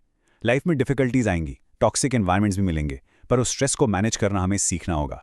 सोचो, अगर सेंचुरीज पहले सोसाइटी डी इंस्टीट्यूशनलाइजेशन जैसा इतना बड़ा स्टेप ले सकती है, तो क्या हम अपनी डेली लाइफ के छोटे स्ट्रेसर्स और मेंटल हेल्थ स्टिग्मास को ब्रेक नहीं कर सकते? फॉर श्योर कर सकते हैं। So what will be your first step towards better mental hygiene today? सोचना जरूर इस बारे में। Keep learning and take care of yourselves. Hello everyone, कैसे हो सब? आज हम लोग एक बहुत ही मज़ेदार और एग्जाम के पर्सपेक्टिव से एकदम इम्पॉर्टेंट चैप्टर शुरू करने वाले हैं, थेरेपेटिक अप्रोचेस। अब देखो, सच बताना, जब भी थेरेपी का नाम आता है तो सबसे पहले दिमाग में क्या आता है? बहुत लोगों को लगता है कि अरे क्या तू थेरेपी करता रहता है, वहाँ जाके बातें तो करनी है, 1 घंटा बैठ के रोने के और अपनी स्टोरीज सुनाने के इतने पैसे क्यों देने, उससे अच्छा तो मैं अपनी मम्मी या किसी दोस्त से बात कर लूँ, है ना? अगर आपको भी थोड़ा थोड़ा ऐसा ही लगता है तो आप अकेले नहीं है। Let's dive straight into this chapter and clear this misconception forever. So, the most crucial question right now is, क्या थेरेपी वाकई में सिर्फ एक दोस्त से बातें करना है? The answer is a massive no. दोस्त से बात करके आपको उस टाइम के लिए थोड़ा हल्का लग सकता है, जिसे साइकोलॉजी में हम कैथार्सिस कहते हैं। लेकिन थेरेपी सिर्फ वेंटिंग नहीं है। थेरेपी एक सिस्टमैटिक पाथवे है। ये एक ऐसी प्रॉपर जर्नी है जो आपको आपकी सफरिंग से उठाकर हीलिंग तक ले जाती है। और ये जर्नी एक आम इंसान नहीं, बल्कि एक प्रोफेशनली ट्रेन्ड एक्सपर्ट गाइड करता है। It is a highly structured process. दोस्त आपकी बात सुनेगा, पर एक थेरेपिस्ट आपकी प्रॉब्लम की रूट कॉज को ठीक करेगा। तो चलिए टेक्निकल टर्म्स में समझते हैं कि साइकोथेरेपी एग्जैक्टली है क्या। इस डेफिनेशन में एक वर्ड सबसे ज्यादा इंपॉर्टेंट है, वॉलंटरी रिलेशनशिप। इसका सीधा सा मतलब है कि दोनों लोग यानी क्लाइंट और थेरेपिस्ट अपनी मर्जी से इस प्रोसेस में आए हैं, कोई जबरदस्ती नहीं ला सकता आपको। किसके बीच है ये रिलेशन? एक क्लाइंट जिसको ट्रीटमेंट चाहिए और एक ट्रेन्ड थेरेपिस्ट जो ट्रीटमेंट देना जानता है। और इस पूरे प्रोसेस का मेन गोल क्या है? इसका एम होता है क्लाइंट की साइकोलॉजिकल प्रॉब्लम्स को सॉल्व करना, उनका इमोशनल प्रेशर कम करना और उनके फॉल्टी बिहेवियर्स को थोड़ा मॉडिफाई करके उन्हें अपने एनवायरनमेंट के साथ बेटर अडेप्ट करवाना। अब ये जो क्लाइंट और थेरेपिस्ट के बीच का वॉलंटरी रिश्ता बनता है ना, इसे हम एक स्पेशल नाम देते हैं, थेरेप्यूटिक रिलेशनशिप या फिर therapeutic alliance. And this brilliantly illustrates what the famous psychologist Karl Rogers said. उन्होंने कहा था, it is the vehicle for change. आप इस मेटाफोर को ना ऐसे समझो, सफरिंग से हीलिंग तक जाने का जो लंबा रास्ता है, उसमें आप पैदल चल के नहीं जाते, आप एक गाड़ी में बैठकर जाते हैं। और वो गाड़ी क्या है? वो गाड़ी ही आपका थेरेप्यूटिक रिलेशनशिप है।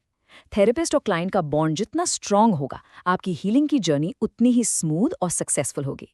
लेकिन देखो, गाड़ी को चलाने के लिए फ्यूल तो चाहिए, राइट? बिना फ्यूल के कैसे आगे बढ़ेगी? वो फ्यूल है एम्पैथी। अब यहाँ एम्पैथी और सिंपैथी के बीच का फर्क समझना आपके लिए बहुत जरूरी है। सिंपैथी का मतलब है किसी के लिए बुरा फील करना। ओ नो, तुम्हारे साथ बहुत बुरा हुआ, मुझे दुख है। थेरेपिस्ट आपको सिंपैथी नहीं देता, थेरेपिस्ट एम्पैथी देता है। एम्पैथी का मतलब है खुद को क्लाइंट के जूतों में रखकर देखना, literally putting yourself in another persons shoes. उनकी सिचुएशन को बिल्कुल उन्हीं के पॉइंट ऑफ व्यू से समझना, बिना उन्हें जज किए। इस नॉन जजमेंटल एक्सेप्टेंस को हम कहते हैं अनकंडीशनल पॉजिटिव रिगार्ड। ओके, सो गाड़ी भी मिल गई और एम्पैथी वाला फ्यूल भी डाल दिया। पर क्या हीलिंग तक पहुंचने का सिर्फ एक ही रास्ता है? Absolutely not. अब हम देखेंगे कि अलग अलग साइकोलॉजिस्ट्स एक ही प्रॉब्लम को सॉल्व करने के लिए अलग राउट्स कैसे लेते हैं। क्योंकि हर साइकोलॉजिकल प्रॉब्लम का कॉज अलग होता है, इसलिए अप्रोच भी अलग लगती है। Let's see how these different schools of thought work. ध्यान से सुना बच्चों, ये टॉपिक आपके बोर्ड एग्जाम्स के लिए सुपर इंपॉर्टेंट है। हमारे पास 3 मेन रास्ते हैं। पहला है साइकोडायनामिक अप्रोच। इनका मानना है कि प्रॉब्लम्स आपके इंट्रासाइकिक कॉन्फ्लिक्ट्स यानी बचपन के अनफुलफिल्ड डिजायर से आती हैं। इनका मेथड होता है फ्री एसोसिएशन और सपनों को इंटरप्रेट करना, जिससे क्लाइंट को एक इमोशनल इंसाइट मिलती है। दूसरा है बिहेवियरल अप्रोच। ये मानते हैं कि प्रॉब्लम फॉल्टी लर्निंग से है, यानी आपने कुछ गलत आदत सीख ली है। तो इनका मेथड बड़ा सिंपल है, पुरानी गलत लर्निंग को हटाओ और नया हेल्दी पैटर्न सिखाकर बिहेवियर मॉडिफाई कर दो। और तीसरा है एग्जिस्टेंशियल अप्रोच। यहाँ कॉज होता है लैक ऑफ मीनिंग या लाइफ में लोनलीनेस। यहाँ थेरेपिस्ट एक पॉजिटिव नॉन जजमेंटल एनवायरनमेंट देता है ताकि आपकी पर्सनल ग्रोथ और सेल्फ एक्चुअलाइजेशन हो सके। अब एक थेरेपिस्ट इनमें से प्रैक्टिकली कौन सी अप्रोच चूज करेगा, ये कैसे डिसाइड होता है? ऐसी रैंडम तो नहीं होता। ये डिसाइड होता है एक प्रॉपर कंटिन्यूअस प्रोसेस के थ्रू, जिसे हम क्लिनिकल फॉर्मुलेशन कहते हैं। इसके 3 लॉजिकल पार्ट्स होते हैं। सबसे पहले प्रॉब्लम को थॉरली समझो। प्रॉब्लम कब से है, क्यों है, क्लाइंट की हिस्ट्री क्या है। फिर टारगेट एरिया आइडेंटिफाई करो, यानी एग्जैक्टली किस बिहेवियर या थॉट को हमने ठीक करना है। और फाइनली ट्रीटमेंट के लिए बेस्ट टेक्निक चूज करो। अगर एंजाइटी है तो अलग टेक्निक लगेगी, डिप्रेशन है तो अलग टेक्निक लगेगी। ये एक चलता फिरता प्रोसेस है जो क्लाइंट के प्रोग्रेस के साथ साथ इवॉल्व होता रहता है। चलो अब बिहेवियरल थेरेपी के अंदर थोड़ा डिटेल में डाइव करते हैं। यहाँ हमारा पूरा फोकस बिहेवियर को बदलने पर है। इसमें रीइंफोर्समेंट्स का एक बहुत बड़ा रोल होता है। पॉजिटिव रीइंफोर्समेंट का मतलब है जब आप कोई अच्छा बिहेवियर करते हैं तो आपको रिवॉर्ड मिलता है, जिससे आप वो बिहेवियर बार बार रिपीट करें। लेकिन नेगेटिव रीइंफोर्समेंट क्या है? बहुत लोग इसको पनिशमेंट समझते हैं, पर यह पनिशमेंट नहीं है। नेगेटिव रीइंफोर्समेंट का मतलब है किसी पेनफुल या अवर्सिव स्टिमुलस से छुटकारा पाना। जैसे आपको बहुत ठंड लग रही है तो आपने स्वेटर पहन लिया। स्वेटर पहनने वाले बिहेवियर ने ठंड रूपी पेनफुल स्टिमुलस को दूर कर दिया। दोनों ही तरीके अल्टीमेटली आपके हेल्दी बिहेवियर को स्ट्रांग बनाते हैं। अब देखते हैं बिहेवियरल थेरेपी की कुछ धमाकेदार टेक्निक्स जो रियल लाइफ में बहुत यूज होती हैं। अवर्सिव कंडीशनिंग का मतलब है किसी बुरी आदत के साथ एक पेनफुल चीज को जोड़ देना। जैसे अगर किसी की अल्कोहल छुड़वानी है तो उन्हें एक ऐसी दवा देना जिससे अल्कोहल पीते ही बहुत जोर की उल्टी या नोजिया आए। धीरे धीरे ब्रेन कंडीशन हो जाता है और इंसान अल्कोहल छोड़ देता है। फिर है टोकन इकोनॉमी, जो स्कूल्स में बहुत यूज होती है। बच्चों को अच्छे होमवर्क के लिए गोल्ड स्टार्स देना। जब 5 गोल्ड स्टार्स जमा हो जाएंगे तो एक चॉकलेट मिलेगी। ये पॉजिटिव रीइंफोर्समेंट है। और डिफरेंशियल रीइंफोर्समेंट में हम दोनों का कॉम्बो यूज करते हैं। अच्छे बिहेवियर को तुरंत रिवॉर्ड करो और अगर बच्चा जिद करके रो रहा है तो उसे टोटली इग्नोर कर दो, अटेंशन ही मत दो। अब आती है एक बहुत ही फेमस और पावरफुल टेक्निक, सिस्टमैटिक डिसेंसिटाइजेशन। ये फोबियाज जैसे हाइट का डर या कुत्तों के डर को ठीक करने के लिए एकदम बेस्ट है। इसे वोल्ट ने डेवलप किया था। इसमें हम स्टेप बाय स्टेप चलते हैं। सबसे पहले हम एक फियर हायरार्की बनाते हैं, सबसे कम डर वाली सिचुएशन से लेकर सबसे एक्सट्रीम डर वाली सिचुएशन की एक लिस्ट। फिर थेरेपिस्ट आपको रिलैक्सेशन टेक्निक सिखाता है, जैसे डीप ब्रीदिंग। फिर आता है रेसिप्रोकल इनहिबिशन का प्रिंसिपल। इसका मतलब है कि डर और रिलैक्सेशन आपकी बॉडी में एक साथ नहीं रह सकते। तो थेरेपिस्ट आपको लोएस्ट फियर वाली सिचुएशन इमेजिन करवाता है, पर साथ में आपको कंप्लीटली रिलैक्स रखता है। धीरे धीरे आप लिस्ट में ऊपर बढ़ते हैं और आपका डर बिल्कुल खत्म हो जाता है। ओके, सो बिहेवियरल एक्शन से अब थोड़ा दिमाग और थॉट्स की तरफ शिफ्ट होते हैं। अगर फॉल्ट आपके एक्शंस में नहीं पर आपकी सोच में है तो वहाँ कॉग्निटिव थेरेपीज काम आती हैं। एल्बर्ट एलिस ने दी थी रैशनल इमोटिव थेरेपी, जिसे RET कहते हैं। इनका मानना था कि प्रॉब्लम किसी इवेंट से नहीं, बल्कि उस इवेंट के बारे में हमारे इरैशनल बिलीफ्स से आती है, जिसे थेरेपिस्ट नॉन डायरेक्टिव क्वेश्चनिंग से ठीक करता है। फिर एरन बेक की थियोरी है, जो कहती है कि बचपन में हम कुछ नेगेटिव कोर स्कीमास बना लेते हैं, जैसे आई एम नॉट वर्दी, जो बाद में हमारी रियलिटी को डिस्टॉर्ट करते हैं। इन दोनों अप्रोचेस को मिलाकर आती है CBT, यानी कॉग्निटिव बिहेवियर थेरेपी, जो आजकल सुपर पॉपुलर है। ये एक शॉर्ट इफेक्टिव बायोसाइकोसोशल अप्रोच है जो एंग्जाइटी से लेकर पैनिक अटैक्स तक ठीक करती है। Now what's really interesting is the humanistic existential approach. यहाँ पूरा फोकस किसी बीमारी को ठीक करने पर नहीं, बल्कि आपकी पर्सनल ग्रोथ पर है। इसका कोर कॉन्सेप्ट है सेल्फ एक्चुअलाइजेशन। ये हमारे अंदर की एक नेचुरल इनेट फोर्स है जो हमें लगातार पुश करती है एक बेहतर, कंप्लीट और इंटीग्रेटेड इंसान बनने के लिए। इस अप्रोच में विक्टर फ्रैंकल की लोगोथेरेपी बहुत फेमस है। फ्रैंकल ने कॉन्सेंट्रेशन कैंप्स में अपनी पूरी फैमिली खो दी थी, इतना एक्सट्रीम ट्रॉमा सहा, फिर भी उन्होंने सिखाया कि लाइफ की सफरिंग में भी मीनिंग यानी लोगोस ढूंढना जरूरी है। कार्ल रॉजर्स की क्लाइंट सेंटर्ड थेरेपी भी इसी का हिस्सा है, जहां फ्री इमोशनल एक्सप्रेशन के थ्रू क्लाइंट अपनी ग्रोथ का रास्ता खुद निकालता है। ये सब तो हो गई प्योर प्रोफेशनल साइकोथेरेपीज की बातें, पर यहाँ मेरा आपसे एक बहुत ही जेन्युइन सवाल है। जरा खुद सोचो, क्या हील होने के लिए, अपना डेली स्ट्रेस दूर करने के लिए, क्या आपको हमेशा किसी साइकोलॉजिस्ट के क्लिनिक के चक्कर काटने पड़ेंगे? Is there literally no other route to mental wellbeing? बिल्कुल ठीक सोचा आपने, ऐसी कोई कंपल्शन नहीं है। आजकल ऑल्टरनेटिव थेरेपीज को वर्ल्ड वाइड रिकग्निशन मिल रही है, और हमारे लिए बहुत प्राउड की बात है कि इनमें से ज्यादातर हमारे अपने एंशिएंट इंडियन कल्चर से आती हैं, जैसे योगा, जिसमें आसनास और प्राणायाम का परफेक्ट कॉम्बिनेशन है, विकासना मेडिटेशन, जो एक ऐसी माइंडफुलनेस प्रैक्टिस है जहां आप अपने थॉट्स को बिना जज किए बस आते जाते देखते हैं। फिर है सुदर्शन क्रिया योगा या SKY, जिसमें रैपिड ब्रीदिंग टेक्निक्स होती हैं और स्टडीज दिखाती हैं कि ये PTSD और डिजास्टर सर्वाइवर्स के लिए बहुत इफेक्टिव है। निम्हांस जैसे टॉप इंस्टीट्यूट्स ने भी इनको वैलिडेट किया है। कुंडलिनी योगा तो USA तक में काफ़ी फेमस हो रहा है और OCD को ट्रीट करने में इफेक्टिव साबित हुआ है। ये सब zero side effect, low cost techniques हैं जो स्ट्रेस को मैजिक की तरह गायब कर सकती हैं। अब हम चैप्टर के एकदम लास्ट फेज में आते हैं। जो लोग माइल्ड डिप्रेशन या थोड़ी एंजाइटी से डील कर रहे हैं, उनका ट्रीटमेंट तो इन थेरेपी से आराम से हो जाता है। पर उन पेशेंट्स का क्या जिन्हें सिस्टोफ्रेनिया जैसे सिवियर मेंटल डिसऑर्डर्स हैं? उनके लिए सिर्फ दवाइयों से सिम्टम्स को कम कर देना काफ़ी नहीं होता।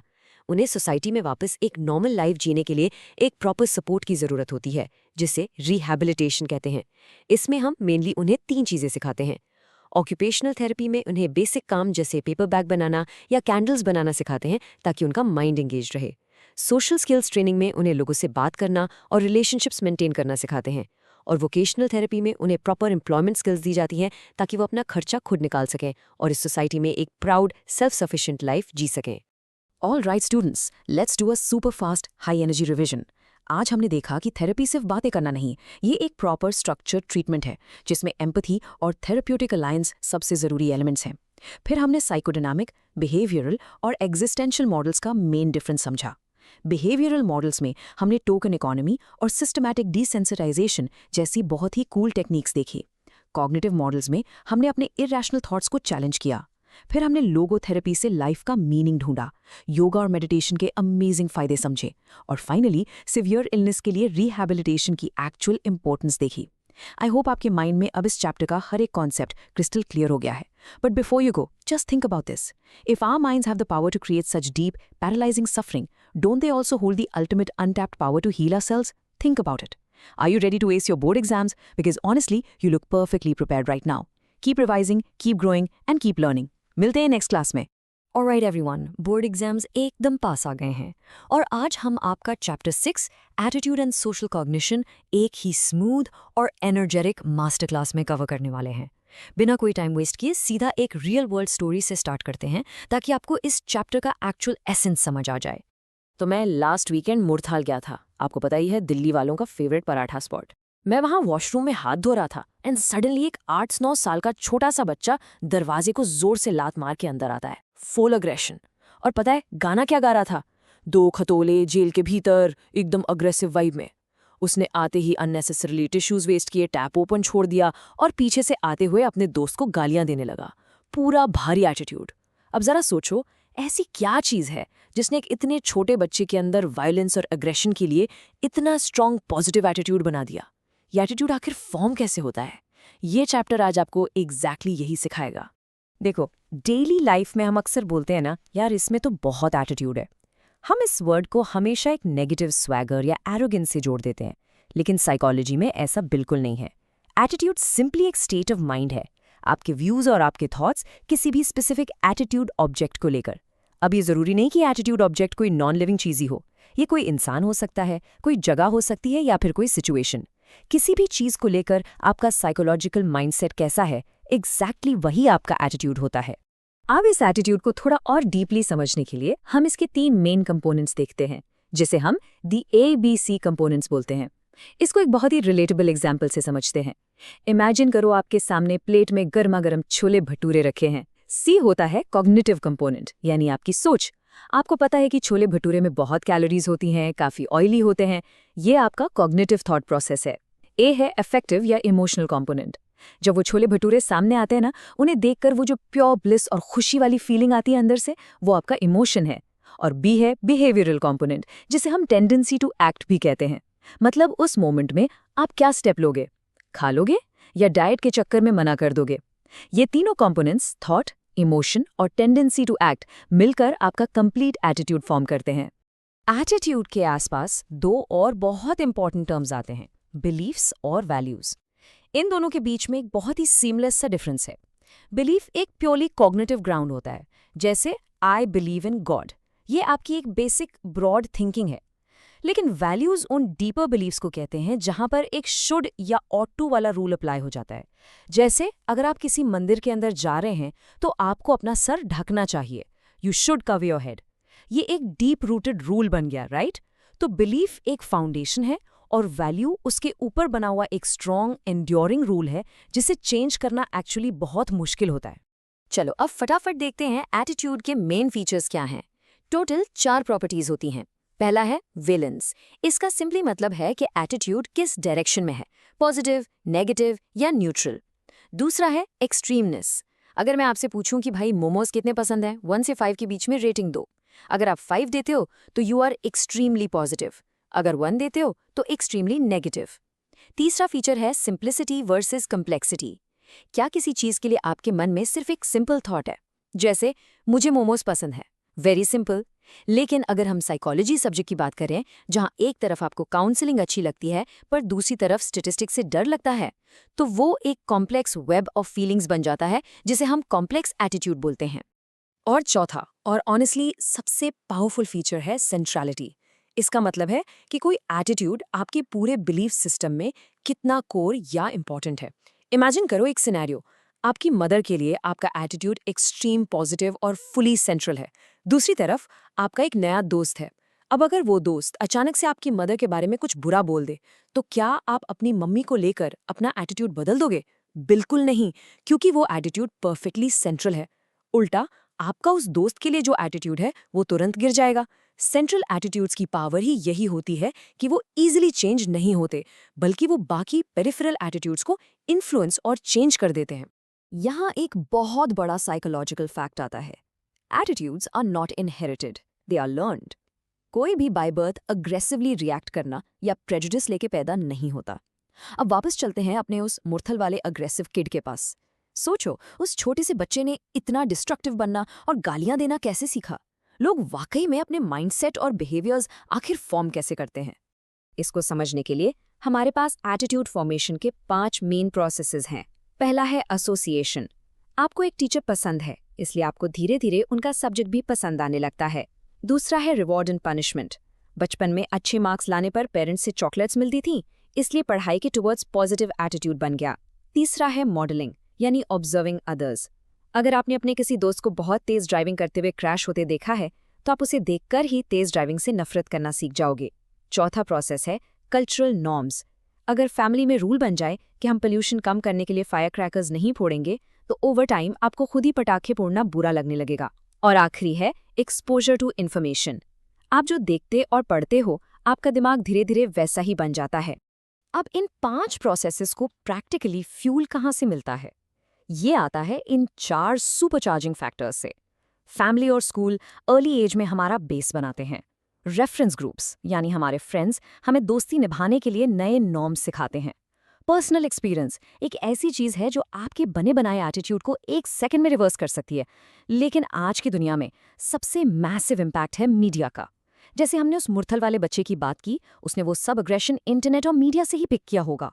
आज का मीडिया OTT प्लेटफॉर्म्स पर अब्यूजिव लैंग्वेज को बिल्कुल नॉर्मलाइज कर देता है।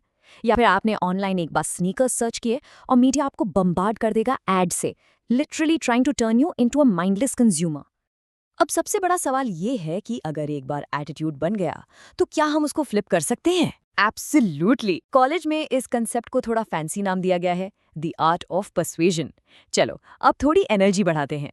हम बोर्ड एग्जाम्स के पर्सपेक्टिव से अब वो 3 सबसे मेजर थ्योरीज कवर करेंगे जो प्रैक्टिकली सिखाती हैं कि किसी का माइंडसेट एग्जैक्टली कैसे बदला जाता है। सबसे पहली और सिंपल थ्योरी एक इंडियन साइकोलॉजिस्ट SM मॉसिन की है, द 2-स्टेप कॉन्सेप्ट। कभी सोचा है कि ब्रांड्स इन बड़े एक्टर्स और क्रिकेटर्स को मिलियंस ऑफ रुपीस क्यों देते हैं अपनी एड में आने के लिए? क्योंकि इन ब्रांड्स को स्टेप 1 क्लियर करना होता है, जिसे बोलते हैं आइडेंटिफिकेशन। ऑडियंस यानी कि टारगेट ऑलरेडी उस एक्टर को यानी सोर्स को पसंद करती है और उसे आइडेंटिफाई करती है। उनके बीच में एक लाइकिंग है। एक बार ये कनेक्शन सेट हो गया तो स्टेप 2 नेचुरली ट्रिगर हो जाता है। अब वो एक्टर जो भी बिहेवियर दिखाएगा, चाहे कोल्ड ड्रिंक पीना हो या कोई कार चलाना, टारगेट ऑडियंस सबकॉन्शियसली उस बिहेवियर से इन्फ्लुएंस हो ही जाएगी। दूसरी थ्योरी बहुत इंटरेस्टिंग है, फ्रिट्ज हाइडर का कॉन्सेप्ट ऑफ बैलेंस। इसको आप POX ट्रायंगल थ्योरी के नाम से भी जानते हैं। हाइडर का कहना है कि हमारा दिमाग हमेशा बैलेंस ढूंढता है। इमेजिन करो 3 बेस्ट फ्रेंड्स का ग्रुप है, आप तीनों में बहुत प्यार है, पर अचानक आपके दोनों दोस्तों में एक बहुत ही भयंकर लड़ाई हो जाती है। अब ये एक साइकोलॉजिकल इम्बैलेंस क्रिएट कर देता है, क्योंकि आप उन दोनों के टुवर्ड्स पॉजिटिव हो पर वो दोनों आपस में नेगेटिव हैं। ये टेंशन इतनी ऑकवर्ड होती है कि अपना मेंटल बैलेंस वापस लाने के लिए आपको किसी एक दोस्त से बात बंद करनी ही पड़ेगी या उनकी लड़ाई सॉल्व करवानी पड़ेगी। जब तक बैलेंस रिस्टोर नहीं होता, एटीट्यूड चेंज होने का प्रेशर दिमाग पर बना ही रहता है। तीसरे नंबर पे आती है लियोन फेस्टिंगर की cognitive dissonance theory. Cognitive dissonance का मतलब होता है जब आपकी 2 अलग अलग सोच आपस में वायलेंटली क्लैश करती हैं। एक बहुत विसरल सा एग्जाम्पल लो, आप दोस्तों के साथ सिनेमा हॉल गए हो, हाथ में पॉपकॉर्न है, बहुत अच्छा मूड है, और तभी स्क्रीन पर वो gruesome disturbing anti smoking ad आ जाती है जिसमें कैंसर दिखाया जाता है। अगर वहाँ कोई सिगरेट पीता है तो उस वक्त उसके दिमाग में एक ब्रूटल क्लैश होता है, एक तरफ हैबिट का मजा और दूसरी तरफ उस डेडली बीमारी का डर। ये जो बेचैनी और डिसोनेंस क्रिएट होती है ना, वही इंसान को फोर्स करती है अपना माइंडसेट बदलने पर और हैबिट क्विट करने पर। अब फटाफट से इस सेगमेंट की रैपिड फायर रिवीजन करते हैं। किसी एटीट्यूड को मोल्ड करना आखिर आसान कब होता है? देखो, पॉजिटिव एटीट्यूड्स को बदलना रिलेटिवली ईजी होता है। अगर कोई थॉट लेस एक्सट्रीम है या काफी सिंपल है, जिसमें ज्यादा कॉम्प्लिकेशंस नहीं है, तो वो इजीली बेंड हो जाता है। और ऑब्वियसली अगर एटीट्यूड पेरिफेरल है, मतलब आपके कोर वैल्यूज को टच नहीं करता, तो उसे चेंज करना बहुत ईजी है। एक और पॉइंट याद रखना बोर्ड्स के लिए, कॉन्ग्रुएंट वर्सेस इनकॉन्ग्रुएंट चेंज। अगर मुझे पहले से क्रिकेट पसंद है और कोई आके मुझे और बड़ा फैन बना दे, तो वो सेम डायरेक्शन यानी कॉन्ग्रुएंट चेंज है, जो बहुत इजी है। पर अगर कोई बोले कि आज से क्रिकेट से हेट करना शुरू कर दो, वो इनकॉन्ग्रुएंट चेंज है, जो कि प्रैक्टिकली बहुत मुश्किल होता है। अब जरा थोड़ा रियलिटी चेक करते हैं। मैं आपसे एक सवाल पूछती हूँ, क्या जैसा आपका सच में एटीट्यूड होता है, आपका रियल बिहेवियर हमेशा उससे मैच करता है? सोच के देखिए। मुझे वो एकदम रिलेटेबल इंडियन हाउसहोल्ड्स का मासी वीडियो कॉल वाला एग्जाम्पल याद आता है। आप अपने रूम में थे, आपका किसी रिलेटिव से बात करने का बिल्कुल मूड नहीं था, मतलब आपका ट्रू एटीट्यूड हेविली नेगेटिव था। पर मम्मी अचानक रूम में आई और वीडियो कॉल का कैमरा सीधा आपके फेस पर घुमा दिया। अब मम्मी के उस इंटेंस एक्सटर्नल प्रेशर में आप इंस्टेंटली बहुत स्वीट बन जाते हो और बोलते हो, हाँ मासी सब बढ़िया। तो क्लियर हो गया ना, आपका रियल नेगेटिव एटीट्यूड आपके एक्चुअल पॉजिटिव बिहेवियर के पीछे पूरे तरह छिप गया। तो आखिर किन कंडीशंस में एक इंसान एग्जैक्टली वैसा ही एक्ट करता है जैसा वो अंदर से फील करता है? मतलब एटीट्यूड इक्वल्स बिहेवियर कब होता है? ये तब होता है जब आपका एटीट्यूड बहुत ही स्ट्रॉन्ग और सेंट्रल हो, जब आप अपने एटीट्यूड को लेकर कंप्लीटली अवेयर हों। सबसे बड़ा फैक्टर, जब आप पर कोई एक्सटर्नल प्रेशर ना हो, कोई मम्मी आपको घूर नहीं रही हो या कोई आपको जज नहीं कर रहा हो। और एक आखिरी बहुत इंपॉर्टेंट पॉइंट, जब आपको पता हो कि इस एक्शन का प्रैक्टिकली गारंटीड पॉजिटिव कॉन्सिक्वेंस आएगा। जैसे आपका दोस्त आपको फ्री पिज़्ज़ा पार्टी ऑफर कर रहा है और कह रहा है पिकअप ड्रॉप भी दूंगा। वहाँ पॉजिटिव इमोशन है, कोई प्रेशर नहीं है और पिज़्ज़ा गारंटीड है, तो आप तुरंत जंप करोगे। वहाँ आपका एटीट्यूड और बिहेवियर परफेक्ट सिंक में काम करते हैं। चलिए अब हम इस चैप्टर के लास्ट और थोड़े डीपर टॉपिक की तरफ मूव करते हैं। दो ऐसे टर्म्स जो हमारी सोसाइटी बहुत लूजली यूज करती है, स्टीरियोटाइप और प्रेजुडिस। इनके बीच का शार्प डिस्टिंक्शन समझना आपके लिए बहुत ज़रूरी है। स्टीरियोटाइप सिर्फ आपके दिमाग में एक कॉग्निटिव क्लस्टर ऑफ थॉट्स है, किसी स्पेसिफिक कम्युनिटी को लेकर एक जनरल इमेज बना लेना कि हाँ ये लोग तो ऐसे ही होते हैं। इसमें कोई स्ट्रॉन्ग फीलिंग नहीं है, सिर्फ एक सोच है। लेकिन प्रेजुडिस तब बनता है जब आप उस सोच के ऊपर गुस्सा, हेट्रेड या एक डीप नेगेटिव इमोशन यानी अफेक्टिव कंपोनेंट ऐड कर देते हो। जब उस कम्युनिटी के थॉट से आपको अंदर से इरिटेशन फील होने लगे, दैट इज प्रेजुडिस। और इस पूरे डार्क सीक्वेंस का लास्ट स्टेज तब आता है जब इंसान उस प्रेजुडिस पर एक्चुअली कोई एक्शन ले लेता है। उसको कहते हैं डिस्क्रिमिनेशन। ये उस प्रेजुडिस का डायरेक्ट बिहेवियरल आउटकम है। जैसे एक स्टेरियोटाइप हो सकता है कि लड़कियां गाड़ी ठीक नहीं चलाती, प्रेजुडिस होगा उस बात से ओपनली चिढ़ना। पर डिस्क्रिमिनेशन का रियल वर्ल्ड एक्शन तब होता है जब आप अपने फ़ोन पर कैब बुक करते हैं और जैसे ही देखते हैं कि ड्राइवर एक औरत है, आप सिंपली उस कैब को कैंसिल कर देते हैं। ये एक्चुअल फिजिकल स्टेप लेना ही सोसाइटी में डिस्क्रिमिनेशन कहलाता है। लेकिन इस सवाल आता है कि ये प्रेजुडिसेस सोसाइटी में इतने फैलते क्यों हैं? इनके पीछे ना बहुत ही डार्क सोसाइटल मैकेनिज्म्स छुपे हुए हैं, जैसे कि इन ग्रुप बायस, जहां हम हमेशा अपने ग्रुप को सुपीरियर मानते हैं और बाकियों को इन्फीरियर। फिर आता है स्केपगोटिंग। आपने क्लास में ज़रूर देखा होगा, अगर कोई पीछे से हल्ला करता है या खिड़की का शीशा टूट जाता है तो पूरी क्लास ईजिली उन 4 बैक बेंचर्स पर ब्लेम डाल देती है, क्योंकि उन्हें स्केपगोट यानी बलि का बकरा बनाना आसान होता है। उसके अलावा सोसाइटी ये अज्यूम करती है कि अगर इतने सारे लोग एक ही बात कह रहे हैं तो इसमें कुछ कर्नल ऑफ ट्रूथ यानी थोड़ी बहुत सच्चाई तो होगी ही। और सबसे सैड पार्ट है सेल्फ फुलफिलिंग प्रोफेसी। जब एक माइनॉरिटी ग्रुप इतने ताने सुन सुनकर तंग आ जाता है तो आखिर में वो प्रैक्टिकली वैसा ही नेगेटिव बिहेवियर शो करने लग जाते हैं जैसा सोसाइटी उनसे एक्सपेक्ट कर रही थी। तो अब सवाल ये उठता है कि हम इन सब चीज़ों को क्योर कैसे करें। सोल्यूशन सिर्फ एक ही है, deemphasize group identity and focus on individual identity. अगर हम लोगों को उनके रिलीजन या उनके लेबल से देखना छोड़कर एक इंडिविजुअल इंसान की तरह देखना शुरू कर दें तो इन प्रेजुडिसेस का इफेक्ट प्रैक्टिकली वैनिश हो जाएगा। देखिए, साइकोलॉजी आपको सिर्फ बोर्ड एग्जाम्स में नंबर लाने के लिए नहीं सीखनी है, बल्कि लाइफ में एक माइंडफुल और अच्छा इंसान बनने के लिए चाहिए। तो इससे पहले कि हम रैपअप करें, खुद से एक सवाल ज़रूर पूछिए। आपके दिमाग में जो दूसरों के लिए एटीट्यूड सेट हैं, क्या वो सच में आपके खुद के हैं या फिर सोसाइटी के सिखाए हुए प्रेजुडिस डाउनलोड्स हैं? Think about it. Welcome to the class everyone. चलो बिना टाइम वेस्ट किए सीधा मुद्दे पे आते हैं। आज हम एक ही गो में आपके क्लास 12 साइकोलॉजी का चैप्टर 7 कवर करने वाले हैं, social influence and group processes. पूरा चैप्टर एक स्मूथ फ्लो में समझेंगे। अगर आप बोर्ड्स या CUET टारगेट कर रहे हो तो ध्यान यहीं रखना, क्योंकि ट्रस्ट मी, सेशन के एंड तक हर एक कॉन्सेप्ट आपके माइंड में बिल्कुल क्रिस्टल क्लियर होगा। लंबा चैप्टर नहीं है, बट स्कोरिंग बहुत है। सो एनर्जी हाई रखते हैं और शुरू करते हैं। सबसे पहले एक छोटा सा सवाल पूछो खुद से। कभी नोटिस किया है कि जब आप दोस्तों के बीच होते हो तो आपका बिहेवियर कैसा होता है, और जब अकेले रूम में होते हो तो कैसा होता है? अकेले में शायद आप एकदम शांत रहते हो, पर जैसे ही दोस्तों का ग्रुप मिलता है, अचानक से एक अलग ही कॉन्फिडेंस, एक क्रेजी एनर्जी आ जाती है, राइट? ऐसा होता क्यों है? ये जो सोसाइटी है, ये जो हमारे ग्रुप्स हैं, ये हमारी ह्यूमन साइकोलॉजी को कैसे इन्फ्लुएंस करते हैं? बस यही हमारा आज का मेन थीम है। सोसाइटी के इस पावर को ही हम सोशल इन्फ्लुएंस कहते हैं। सो सबसे बेसिक चीज से स्टार्ट करते हैं। आखिर एक ग्रुप होता क्या है?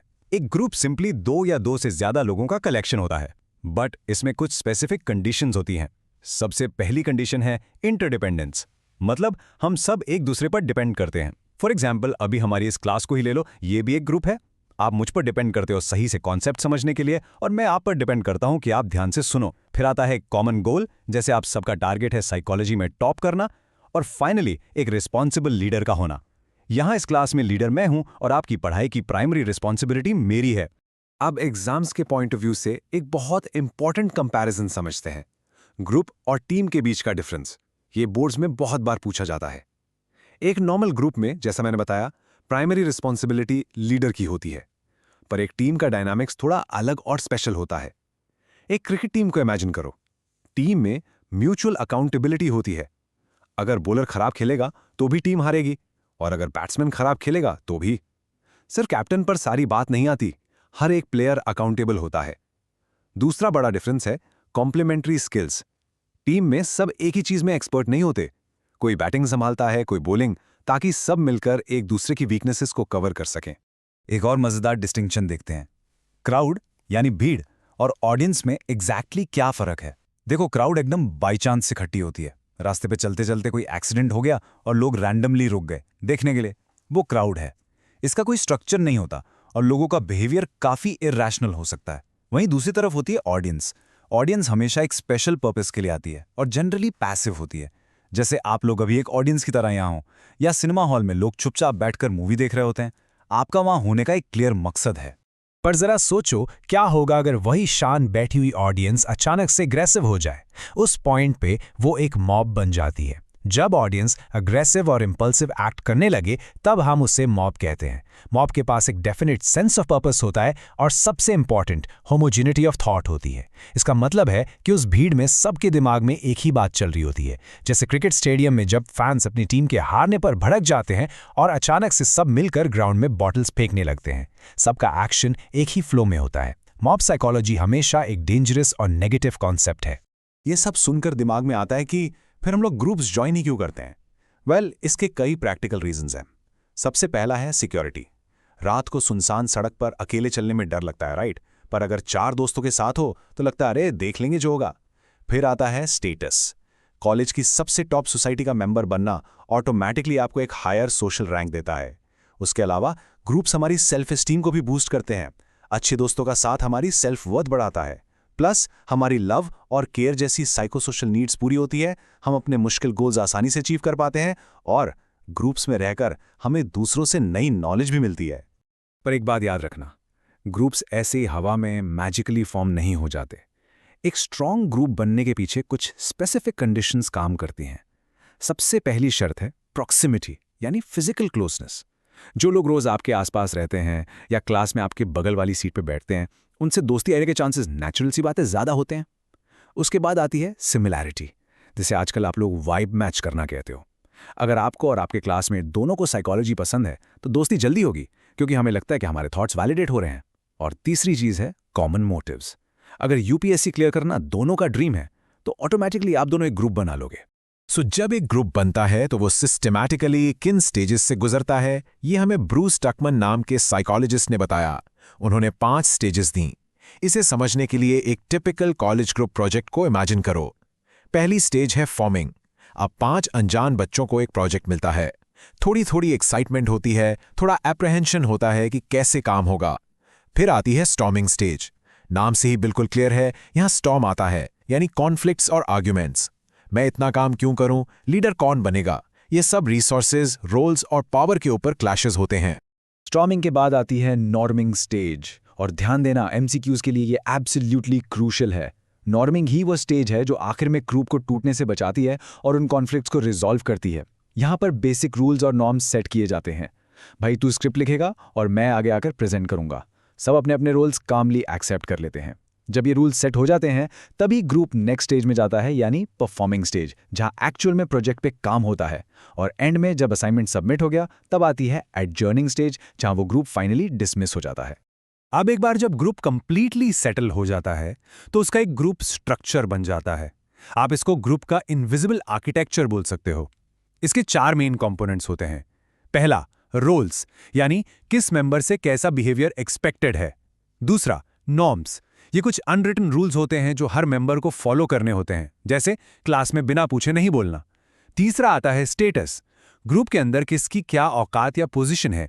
पर इन सबसे ज्यादा इंपॉर्टेंट है कोहिसिवनेस, यानी टुगेदरनेस। मेंबर्स के बीच में कितनी यूनिटी और बिलोंगिंगनेस की फीलिंग है, इफेक्टिवली वही ग्रुप को एक साथ टाइटली बांध कर रखती है। पर आपको पता है, कभी कभी ये एक्सट्रीम कोहिसिवनेस एक बहुत डार्क टर्न ले लेती है। एनसीईआरटी के बॉक्स 7.1 में एक बहुत ही इंटरेस्टिंग और इंपॉर्टेंट कॉन्सेप्ट दिया है, ग्रुप थिंक। जब किसी ग्रुप में यूनिटी इतनी एक्सट्रीम हो जाए कि उसके मेंबर्स लॉजिकली सोचना ही बंद कर दें, तो उसे ग्रुप थिंक कहते हैं। मतलब जो भाई ने बोल दिया बस वही सही है। ग्रुप की हार्मनी और दोस्ती को मेंटेन रखने के चक्कर में लोग अपना दिमाग लगाना छोड़ देते हैं और ब्लाइंडली ग्रुप के गलत डिसीजंस को भी मान लेते हैं। ये एक हाईली नेगेटिव फिनोमिनन है जो इफेक्टिव लीडरशिप को प्रैक्टिकली डिस्ट्रॉय कर देता है। चलो अब फटाफट से टाइप्स ऑफ ग्रुप समझते हैं। पहला कंपैरिजन है primary versus secondary group. Primary group वो होता है जहां इनिशियली आपकी कोई चॉइस नहीं होती, जैसे आपकी फैमिली। आप इसमें पैदा हुए हो, इन्हें ज्वाइन करना आपके हाथ में नहीं था। और सच बोलूं तो इन्हें इमोशनली छोड़ना भी उतना ही मुश्किल होता है। दूसरी तरफ आते हैं सेकेंडरी ग्रुप्स, जैसे आपके दोस्तों का नया सर्कल या कॉलेज का कोई डिबेट क्लब। इन्हें आप एक्टिवली अपनी चॉइस से ज्वाइन करते हो, और क्योंकि ये कंडीशनल होते हैं, इन्हें जब चाहो आसानी से छोड़ भी सकते हो। नेक्स्ट कैटेगरी प्योरली हमारी परसेप्शन पे बेस्ड होती है, इन ग्रुप और आउट ग्रुप। इन ग्रुप यानी हम, जिस ग्रुप के साथ आप आइडेंटिफाई करते हो, जहां वी और अस वाली डीप बिलोंगिंगनेस फील होती है।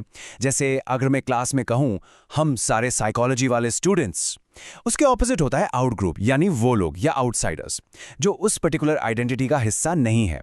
ये वी वर्सेस दे की साइकोलॉजी ना बहुत पावरफुल होती है, और रियल वर्ल्ड में हमारे बहुत सारे सोशल बिहेवियर्स और प्रेजुडिसेस को यही ड्राइव करती है। तीसरा टाइप काफी सिंपल है, फॉर्मल वर्सेस इनफॉर्मल ग्रुप। एक फॉर्मल ग्रुप एकदम स्ट्रिक्ट और स्ट्रक्चर्ड होता है, जैसे किसी कॉर्पोरेट ऑफिस का एनवायरनमेंट या आपका स्कूल का क्लासरूम। यहाँ रोल्स बहुत क्लियरली डिफाइंड होते हैं और डिसिप्लिन स्ट्रिक्टली फॉलो करना पड़ता है। दूसरी तरफ इनफॉर्मल ग्रुप का स्ट्रक्चर एकदम लूज और चिल होता है, जस्ट लाइक आपके पर्सनल फ्रेंड सर्कल्स। यहाँ कोई प्रिंसिपल या बॉस नहीं होता आपको पनिश करने के लिए। पर आयरॉनिकली एक इनफॉर्मल ग्रुप की कोहेसिवनेस एक फॉर्मल ग्रुप के कंपैरिजन में कहीं ज्यादा स्ट्रांग और जेन्युइन होती है। ओके, अब हम आते हैं इस सेशन के सबसे मजेदार और क्लाइमैक्स टॉपिक पर। ये जो सोसाइटी है ना, ये हमारी इंडिविजुअल परफॉर्मेंस पे दो बिल्कुल ऑपोजिट तरीकों से असर डाल सकती है। एक तरफ है सोशल फैसिलिटेशन, जब आपको पता होता है कि लोग आपको देख रहे हैं, चीयर कर रहे हैं, तो अचानक से आप और बेटर परफॉर्म करने लगते हो। उस प्रेशर में आपका बेस्ट निकल के आता है। पर इसका एक टोटली ऑपोजिट साइड भी है जो एक्चुअली ह्यूमन नेचर को एक्सपोज करता है, वो है सोशल लोफिंग। जब एक ग्रुप में काम करने की वजह से हमारी मेहनत और हमारा इंडिविजुअल एफर्ट अचानक से बहुत कम हो जाता है। चलो सोशल लोफिंग को टेक्निकली डिफाइन करते हैं। It is simply the reduction of individual effort when working on a collective task. आसान शब्दों में, जब हम अकेले कोई काम करते हैं तो पूरा जोर लगाते हैं, पर जैसे ही एक ग्रुप का हिस्सा बनकर वही टास्क करते हैं तो हम आलसी हो जाते हैं। अपने स्कूल की मॉर्निंग असेंबली याद है? अकेले कोई गाना गाना हो तो पूरा एफर्ट लगाएंगे, पर जब सारा स्कूल एक साथ इतनी शक्ति हमें देना दाता गा रहा होता है तो हम सच बताना बस आराम से लिप्स हिला रहे होते हैं या मम्बल करते हैं, राइट? क्योंकि भीड़ में कोई सुन नहीं रहा। यही तो प्रैक्टिकली सोशल लोफिंग है। और आखिर हमारा दिमाग ऐसा गेम खेलता क्यों है? वेल, इसके पीछे बहुत क्लियर साइकोलॉजिकल रीजंस है। सबसे बड़ा विलन यहाँ है डिफ्यूजन ऑफ रिस्पॉन्सिबिलिटी। हमारा माइंड सोचता है, यार सारी रिस्पॉन्सिबिलिटी मेरी थोड़ी है, बाकी सब तो मेहनत कर ही रहे ना, कोई इंडिविजुअली मुझे थोड़ी जज कर रहा है। उसके ऊपर से लो मोटिवेशन भी बड़ा फैक्टर होता है। सुबह सुबह असेंबली में गाने का वैसे ही किसका मन करता है? अगर ग्रुप में मेंबर्स के एफर्ट्स का आपस में कोई कंपैरिजन नहीं हो रहा तो नेचुरली इंसान लेजी हो जाता है। और एक और रीजन है लैक ऑफ बिलोंगिंगनेस। अगर उस ग्रुप के लिए आपके दिल में कोई इमोशनल अटैचमेंट नहीं है तो आप 100% एफर्ट कभी नहीं डालोगे। तो सवाल यह है कि इस आलस को, इस सोशल लोफिंग को फिक्स कैसे किया जाए? इसके कुछ बहुत सिंपल तरीके हैं। एक तरीका है इंडिविजुअल प्रेशर इंक्रीज करना। सोचो, अगर उसी असेंबली में अचानक से प्रिंसिपल मैम आपके बिल्कुल सामने आकर खड़ी हो जाएं, तो क्या होगा? आप अचानक से पूरे सुर में जोर जोर से गाने लगोगे। एक और प्रैक्टिकल अप्रोच है टास्क की वैल्यू बढ़ा देना। अगर टीचर बोल दे कि इस ग्रुप प्रोजेक्ट के मार्क्स सीधा आपके फाइनल बोर्ड एग्जाम्स में जुड़ेंगे, तो गारंटी कोई भी काम चोरी नहीं करेगा। और फाइनली, ग्रुप कोहेसिवनेस को स्ट्रॉन्ग करना। जब आप अपनी फैमिली या बहुत क्लोज दोस्तों के लिए कोई काम करते हो तो आलस नहीं करते, क्योंकि वहां एक इमोशनल यूनिटी और केयर होती है। अब आते हैं इस चैप्टर के आखिरी मेजर कॉन्सेप्ट पे, ग्रुप पोलराइजेशन। यहां पर मेजॉरिटी स्टूडेंट्स एग्जाम में गलती करते हैं। वो सोचते हैं कि पोलराइजेशन का मतलब है बस कोई एक्सट्रीम डिसीजन लेना। नहीं, एक्सट्रीम डिसीजन तो बस इसका फाइनल रिजल्ट है। इसकी एक्चुअल डेफिनेशन है the strengthening of a group's initial position as a result of group interaction. मतलब, अगर ग्रुप में किसी के दिमाग में पहले से एक छोटा सा हल्का सा थॉट था और ग्रुप में बैठ के डिस्कस करने के बाद वो थॉट इतना ज्यादा मजबूत हो गया कि ग्रुप ने मिलकर उस पर एक्शन ले लिया, उस आग भड़कने के प्रोसेस को ग्रुप पोलराइजेशन कहते हैं। ये रियल लाइफ में प्रैक्टिकली होता कैसे? एक बहुत रिलेटेबल सिचुएशन सोचो। मान लो 5 दोस्तों में से किसी एक के दिमाग में हल्का सा थॉट आया कि यार आज बोर हो रहे हैं, क्लास मास बंक करें क्या? उसने दूसरे को बोला, दूसरे ने तीसरे को हाइप कर दिया कि हाँ हाँ भाई चल करते हैं, क्या ही हो जाएगा। एक अकेले बंदे में शायद बंक करने की हिम्मत नहीं थी, पर क्योंकि सब लाइक माइंडेड थे और इन ग्रुप कन्फॉर्मिटी थी, प्लस बैंडवैगन इफेक्ट लग गया कि अगर सब कर रहे हैं तो मैं भी करूंगा, वो एक छोटा सा कैजुअल थॉट एक मास बंक वाले एक्सट्रीम रिबेलियस डिसीजन में बदल गया। खाली रोड पे तेज गाड़ी चलाना भी इसी का ही एग्जाम्पल है। दोस्तों के हाइप करने पर ही हमारे इन छोटे इनिशियल थॉट्स को फ्यूल मिलता है। चलो अब फटाफट से क्विक हाई एनर्जी रीकैप मारते हैं उन सब का जो हमने आज पढ़ा।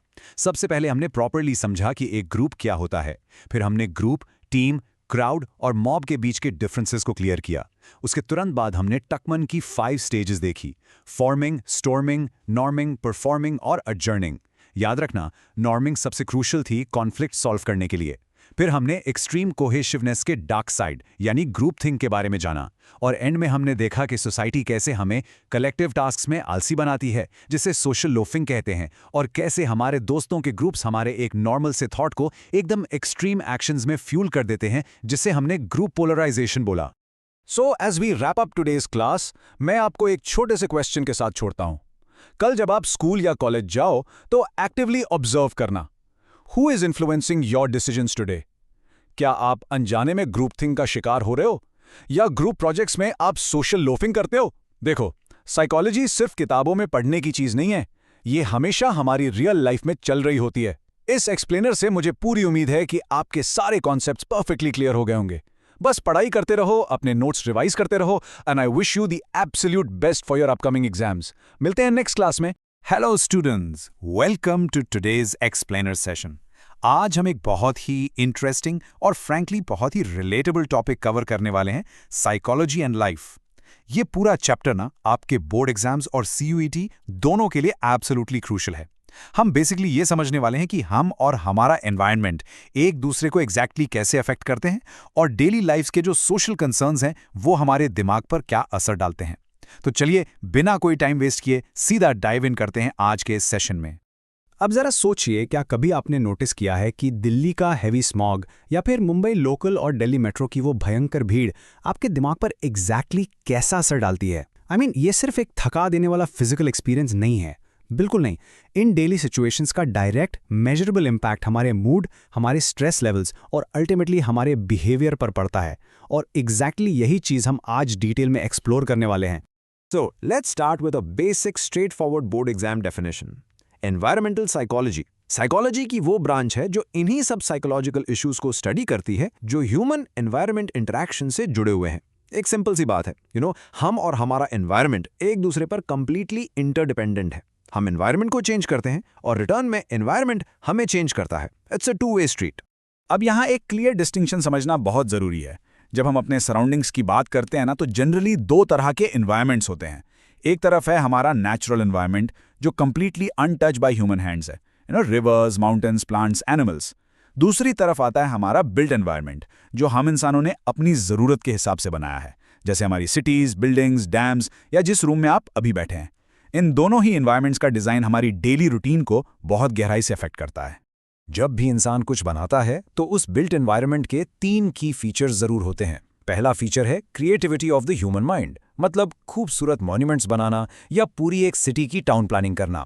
दूसरा है सेंस ऑफ ह्यूमन कंट्रोल, जैसे फॉर एग्जांपल नदियों का पानी रोकने के लिए डैम्स बनाना या रोड डस्ट कंट्रोल करने के लिए वाटर स्प्रिंकलर्स लगाना। और तीसरा, और शायद सबसे इंटरेस्टिंग पॉइंट है, इन्फ्लुएंस ऑन सोशल इंटरैक्शन। आप खुद नोटिस कीजिए, एक ऑफिस की फॉर्मल मीटिंग रूम का लेआउट और किसी इनफॉर्मल शादी या फंक्शन का लेआउट बिल्कुल अलग होता है, राइट? जिससे वहां होने वाली बातचीत का तरीका खुद ब खुद चेंज हो जाता है।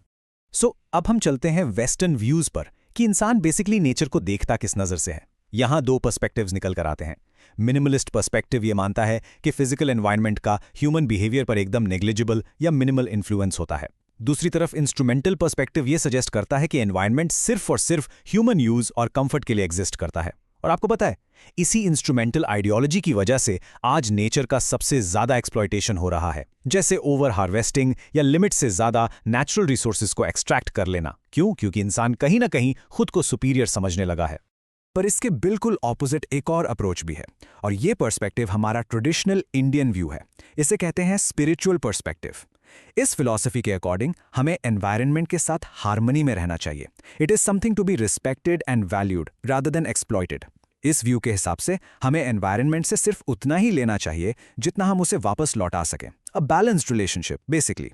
और इस स्पिरिचुअल पर्सपेक्टिव को अपने एग्जाम में एंकर करने के लिए हमारे पास हिस्ट्री से बहुत पावरफुल एग्जाम्पल्स मौजूद हैं। जैसे राजस्थान की बिश्नोई कम्युनिटी का एग्जाम्पल लीजिए, जो ट्रीज और नेचुरल एनवायरनमेंट को प्रोटेक्ट करने के लिए लिटरली अपनी बॉडीज को ट्रीज के आगे लाकर खड़ा कर देते थे। या फिर उत्तराखंड का फेमस चिपको मूवमेंट, जहां लोकल्स ने पेड़ों को हक कर लिया ताकि इंडस्ट्रियलिस्ट उन्हें काट ना सकें। ये एक क्लियर हिस्टोरिकल प्रूफ है कि इंडियन कल्चर में एनवायरनमेंट को प्रैक्टिकली कितनी डीप वैल्यू दी जाती थी।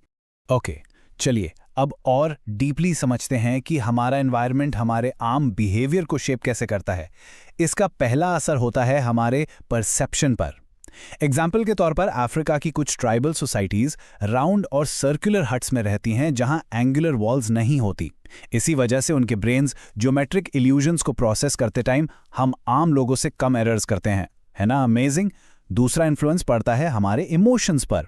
एक हिल स्टेशन या नेचर वेकेशन हमें इमेंस जॉय देती है, जबकि एक अर्थक्वेक या डिजास्टर हमें पीटीएसडी और एक्सट्रीम सॉरो दे सकता है।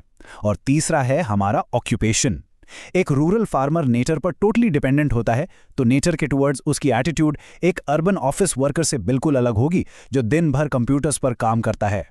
प्रॉब्लम तब आती है जब हम नेचर से दूर जाते हैं और इन डेंस बिल्ट एनवायरनमेंट्स में आते हैं, क्योंकि तब हम क्रिएट करते हैं एनवायरमेंटल स्ट्रेसेस, और इन स्ट्रेसेस का ना सीधा अटैक हमारी मेंटल एफिशिएंसी पर होता है। जस्ट इमेजिन कि आप एक टॉक्सिक स्मॉग वाले मेट्रोपॉलिटन एरिया में हैं। वो हैवी पोल्यूशन और केमिकल्स ना सिर्फ आपको फिजिकली डैमेज करते हैं, बल्कि आपका अटेंशन स्पैन गिराते हैं और इरिटेशन लेवल बढ़ाते हैं। यहां तक कि सेकेंड हैंड स्मोक से भी नेगेटिव मेंटल इफेक्ट्स और एग्रेशन शो होता है। फिर आता है अनप्रिडिक्टेबल नॉइज, जैसे फैक्ट्री की कंटिन्यूअस आवाजें या अचानक बजने वाले फायर क्रैकर्स। ये जो एनोइंग साउंड क्रिएट होता है ना, इससे एक आम आदमी का टास्क परफॉर्मेंस ड्रामेटिकली ड्रॉप हो जाता है।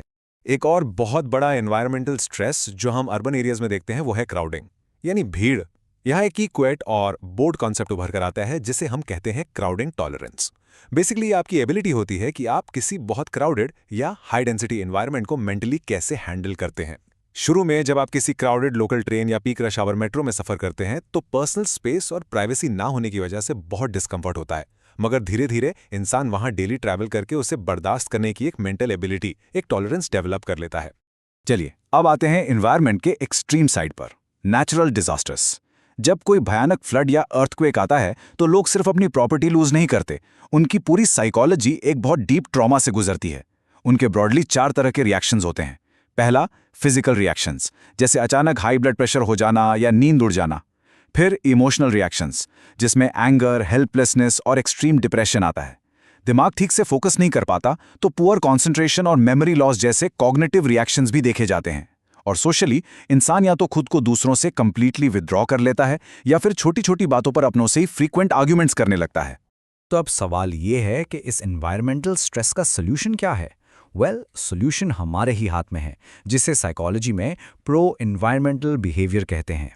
ये कुछ सिंपल एक्शनेबल चीज़ें हैं जो हम अपनी नॉर्मल रूटीन में आसानी से कर सकते हैं, जैसे ज़्यादा ट्रीज प्लांट करना, सिंगल यूज़ प्लास्टिक्स को कैटेगोरिकली नो बोलना और नॉन बायोडिग्रेडेबल पैकेजिंग को स्ट्रांगली रिड्यूस करना। अगर हमें अपना एनवायरनमेंट और अपनी मेंटल पीस बचानी है तो ये सिंपल हैबिट्स डेफिनेटली डेवलप करनी पड़ेंगी। मूविंग ऑन, अब इस एक्सप्लेनर को थोड़ा शिफ्ट करते हैं और आते हैं सोशल कंसर्न्स पर। एग्जाम्स के पर्सपेक्टिव से ये डिस्टिंक्शन बिल्कुल क्रिस्टल क्लियर होना चाहिए आपके दिमाग में। पॉवर्टी और डिप्रिवेशन के बीच का एग्जैक्टली फर्क क्या है? देखिए, पॉवर्टी एक ऑब्जेक्टिव इकोनॉमिक कंडीशन है जहां आपके पास जिंदा रहने के बेसिक और नेसेसरी रिसोर्सेज लिटरली नहीं होते, जबकि डिप्रिवेशन एक सब्जेक्टिव कंडीशन है। ये बस एक एहसास है, एक साइकोलॉजिकल फीलिंग है कि मैं जिस चीज़ का हकदार हूं मेरे पास उससे कम है।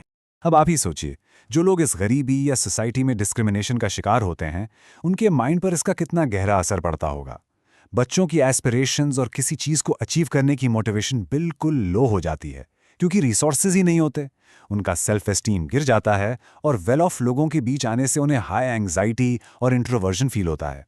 और सबसे डिस्टर्बिंग बात यह है कि सिवियर रिसोर्सेज और न्यूट्रिशन की शॉर्टेज के कारण उनकी प्रॉपर इंटेलेक्चुअल और कॉग्निटिव फंक्शनिंग भी लोअर हो सकती है। यहाँ एक पॉइंट क्लियर करना बहुत ज़रूरी है। कुछ लोग करते हैं कि गरीब लोग खुद अपने कंडीशन के लिए रिस्पॉन्सिबल हैं क्योंकि उनमें काम करने की इंट्रिंसिक मोटिवेशन नहीं होती। Let me make this absolutely clear to you, ये एक नेगेटिव और कंप्लीटली बेसलेस मिथ है। असली प्रॉब्लम उनकी मोटिवेशन की कमी नहीं है, बल्कि सिस्टम का डिस्क्रिमिनेशन और अपॉर्चुनिटीज़ का ना होना है। अगर इस साइकिल को सच में तोड़ना है ना, तो एज अ सोसाइटी हमें एम्पैथी दिखानी होगी, उनके बिलीफ सिस्टम्स को समझना होगा और एजुकेशन के थ्रू बराबर की अपॉर्चुनिटी देनी होगी। तभी सोसाइटी में एक रियल चेंज आएगा। अब हम आते हैं अपने फाइनल सोशल कंसर्न की तरफ, जो आज की सोसाइटी में बहुत प्रोमिनेंटली देखा जाता है, अग्रेशन और वायलेंस। इन दोनों टर्म्स की डेफिनेशंस को ध्यान से समझिए। अग्रेशन का मतलब है किसी दूसरे पर्सन को डायरेक्टली हार्म करने की क्लियर इंटेंशन होना, जहां आप इंटेंशनली किसी को चोट पहुंचाना चाहते हैं। पर वायलेंस एक फोर्सफुल डिस्ट्रक्शन है, जैसे मान लीजिए किसी पब्लिक प्रोटेस्ट में गुस्से में आकर किसी कार का शीशा तोड़ देना। इस वायलेंस में किसी स्पेसिफिक पर्सन को हार्म करने का एम हो भी सकता है और नहीं भी। लेकिन सोचिए, ये अग्रेशन स्टार्ट कहां से होता है? इसके लिए हमें फ्रस्ट्रेशन अग्रेशन हाइपोथेसिस को समझना होगा। ये थ्योरी कहती है कि जब भी आप किसी गोल को अचीव करने से ब्लॉक कर दिए जाते हैं, चाहे वो कोई छोटी चीज ही क्यों ना हो, तो आती है फ्रस्ट्रेशन, और वही फ्रस्ट्रेशन अग्रेशन में कन्वर्ट हो जाती है। इसका बेस्ट रिलेटेबल एग्जांपल दूं, जब आप अपने रूम में चल रहे होते हैं और अचानक आपका पैर बेड से टकरा जाता है, आप क्या करते हैं? आप अपने ही बेड को गुस्से में किक कर देते हैं। बेड तो रिएक्ट नहीं कर सकता ना, तो आपने अपना गुस्सा उस पे निकाल दिया। इस साइकोलॉजिकल प्रोसेस को हम डिस्प्लेसमेंट बोलते हैं। और क्या आपको पता है आजकल अग्रेशन बढ़ने का एक मेजर रूट कॉज क्या है? हमारी स्क्रीन्स। बच्चे लगातार टीवी और इंटरनेट पर वायलेंस देखते हैं, जिससे उनका अग्रेसिव बिहेवियर नेचुरली रीइंफोर्स होता है। यहाँ एक बड़ा साइंटिफिक मिथ बस्ट करना भी बहुत जरूरी है। कुछ लोग सोचते हैं कि गुस्सा आने पर किसी पिलो को पंच कर लेना, यानी कैथारसिस कर लेना, बहुत हेल्पफुल होता है, गुस्सा निकल जाता है। But you know what, psychological research heavily proves कि कैथारसिस लिटरली काम नहीं करता, बल्कि वायलेंट एक्शंस एक्सप्रेस करने से आपके अंदर की एग्रेशन टेंडेंसी घटने के बजाय और ज्यादा इंक्रीज हो जाती है। ओके स्टूडेंट्स, तो चलिए बिल्कुल कंटिन्यूअस फ्लो में पूरे चैप्टर को एक quick, high energy, rapid revision देते हैं। हमने स्टार्ट किया था ह्यूमन और एनवायरनमेंट की सॉलिड इंटरडिपेंडेंस से। फिर हमने कवर किया अप्रोच डिफरेंसेस, मिनिमलिस्ट, इंस्ट्रूमेंटल और ऑफ कोर्स हमारा ट्रेडिशनल स्पिरिचुअल व्यू। उसके बाद हमने देखा क्राउडिंग टॉलरेंस, प्रिडिक्टेबल और अनप्रिडिक्टेबल नॉइज और नेचुरल डिजास्टर्स का एग्जैक्ट साइकोलॉजिकल चार्ट। फिर हम शिफ्ट हुए सोशल पार्ट पर, जहां हमने ऑब्जेक्टिवली पॉवर्टी और सब्जेक्टिवली डेप्रीवेशन का अंतर समझा। और फाइनली अग्रेशन, डिस्प्लेसमेंट और कैथारसिस के रियल साइकोलॉजी फैक्ट स्टडी किए। ये सारे कॉन्सेप्ट सिर्फ बोर्ड एग्जाम्स के लिए ही नहीं, बल्कि प्रैक्टिकल लाइफ के लिए भी बहुत जरूरी हैं। इस पूरे सेशन का कोर मकसद यही था कि आप इन चीज़ों को सिर्फ टेक्स्ट बुक्स में रटने के बजाय रियल लाइफ में प्रैक्टिकली अप्लाई करें। अब आपको इस नॉलेज को एक्चुअली टेस्ट करना है। तो आज का ये एक्सप्लेनर एंड करने से पहले मेरा आपसे एक क्वेश्चन है। इन सभी साइकोलॉजिकल प्रिंसिपल्स को समझने के बाद कल सुबह से आप अपने सोशल सराउंडिंग्स और फिजिकल एनवायरनमेंट के साथ अपने डेली इंटरैक्शंस में क्या पॉजिटिव चेंज लाएंगे? क्या आप एक प्रो एनवायरमेंटल चॉइस लेंगे या थोड़ी और सोशल एम्पैथी दिखाएंगे? इस थॉट को जरूर प्रोसेस कीजिए। आज के सेशन में मेरे साथ जुड़ने के लिए आप सभी का thank you. Keep observing and keep learning. Hello everyone and welcome. आज के इस एक्सप्लेनर में हम एक बहुत ही जबरदस्त और इम्पॉर्टेंट टॉपिक कवर करने वाले हैं, चैप्टर 9, डेवलपिंग साइकोलॉजिकल स्किल्स। देखो, as a teacher let me tell you something right off the bat. ये चैप्टर सिर्फ आपके एग्जाम्स क्लियर करने के लिए नहीं है। अगर आप एक्चुअली एक सक्सेसफुल प्रोफेशनल साइकोलॉजिस्ट बनना चाहते हो ना, तो ये चैप्टर आपका फाउंडेशन है। It's the absolute base. तो चलो बिना टाइम वेस्ट किए शुरू करते हैं। आज का हमारा सिलेबस और रोड मैप बिल्कुल क्लियर है। हम सीक्वेंशियली इन 5 टॉपिक्स के थ्रू जाएंगे।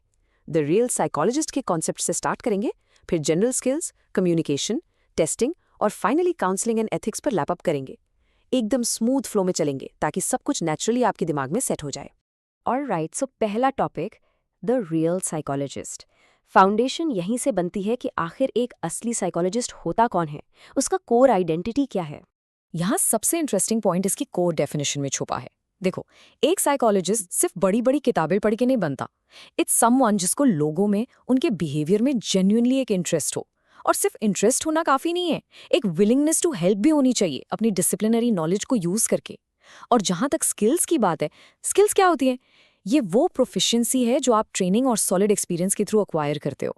ये ओवरनाइट नहीं आती, प्रैक्टिस से आती है। और इस एग्जैक्ट सेम पॉइंट को बैक करने के लिए अमेरिकन साइकोलॉजिकल एसोसिएशन यानी APA ने 1973 में ही ये 3 कोर स्किल्स रेकमेंड कर दी थी।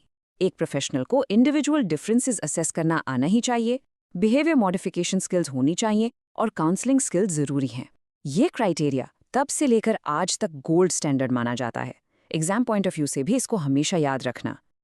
अब एक बहुत ही कॉमन मिसकंसेप्शन क्लियर करते हैं। आपका वो ग्रुप वाला दोस्त जो हमेशा बहुत अच्छी एडवाइस देता है, he is not a psychologist. यही सबसे बड़ा डिफरेंस है एक सूडो साइकोलॉजिस्ट और एक रियल साइकोलॉजिस्ट के बीच। एक रियल प्रोफेशनल के पास एक एक्सटेंसिव एजुकेशनल बैकग्राउंड होता है, प्रॉपर प्रोफेशनल ट्रेनिंग होती है, इंस्टीट्यूशनल एफिलिएशन होती है और सबसे इंपॉर्टेंट एक सॉलिड क्लिनिकल एक्सपीरियंस होता है। सूडो साइकोलॉजिस्ट के पास सिर्फ फ्री की एडवाइस होती है, कोई फॉर्मल ट्रेनिंग नहीं। Make sense?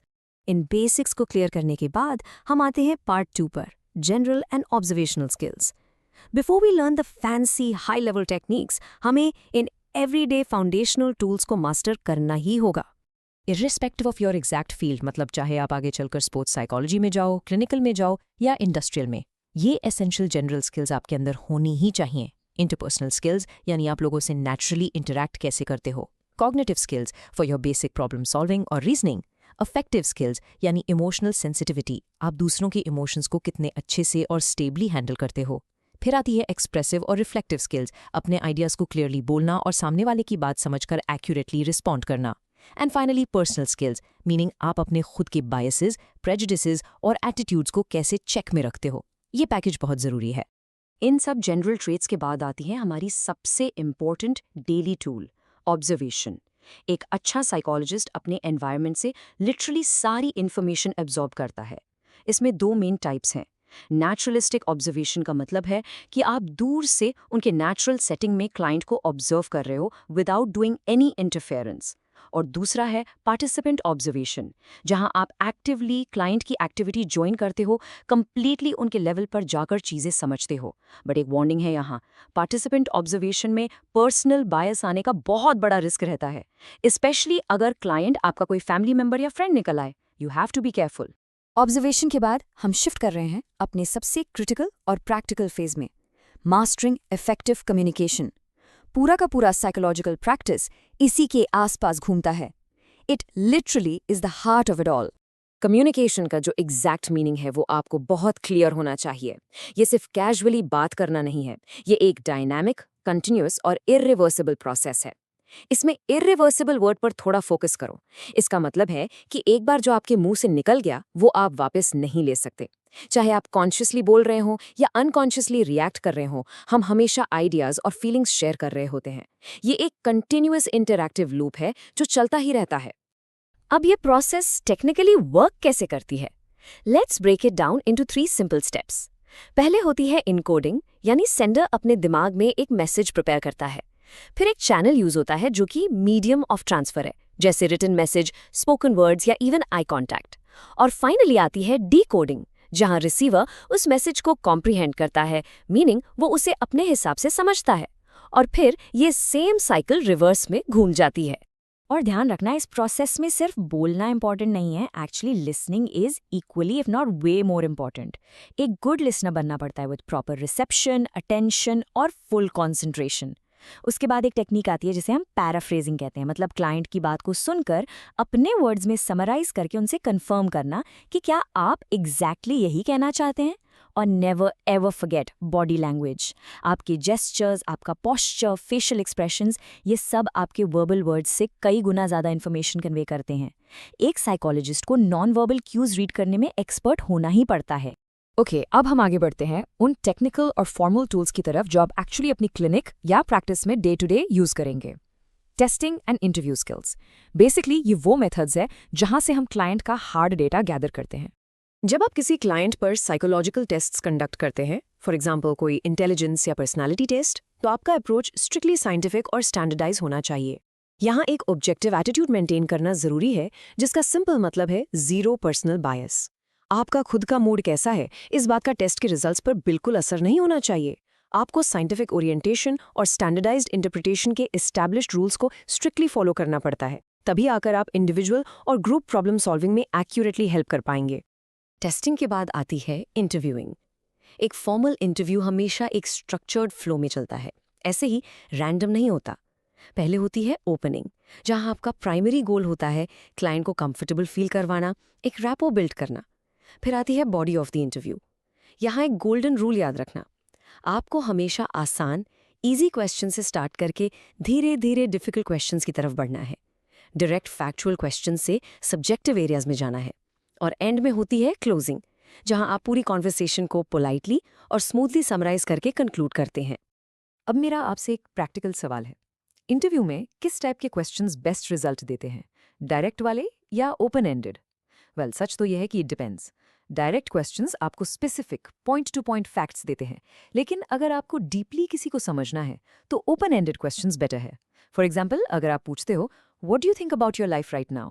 तो यहाँ आप क्लाइंट को कंप्लीट फ्रीडम दे रहे हो एक्सप्रेस करने की, जिससे उनका कोर थिंकिंग प्रोसेस रिवील होता है।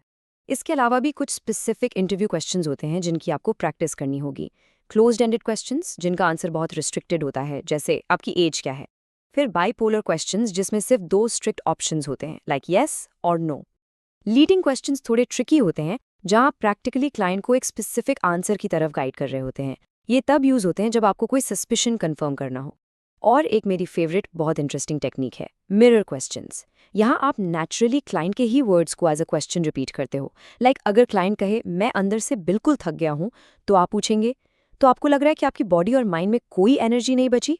इससे क्लाइंट खुद को और ज़्यादा एलैबोरेट करता है। और अब हम इस पूरे एक्सप्लेनर के सबसे क्रूशियल, हेवी और सेंसिटिव पार्ट पर आते हैं, काउंसलिंग एंड एथिक्स।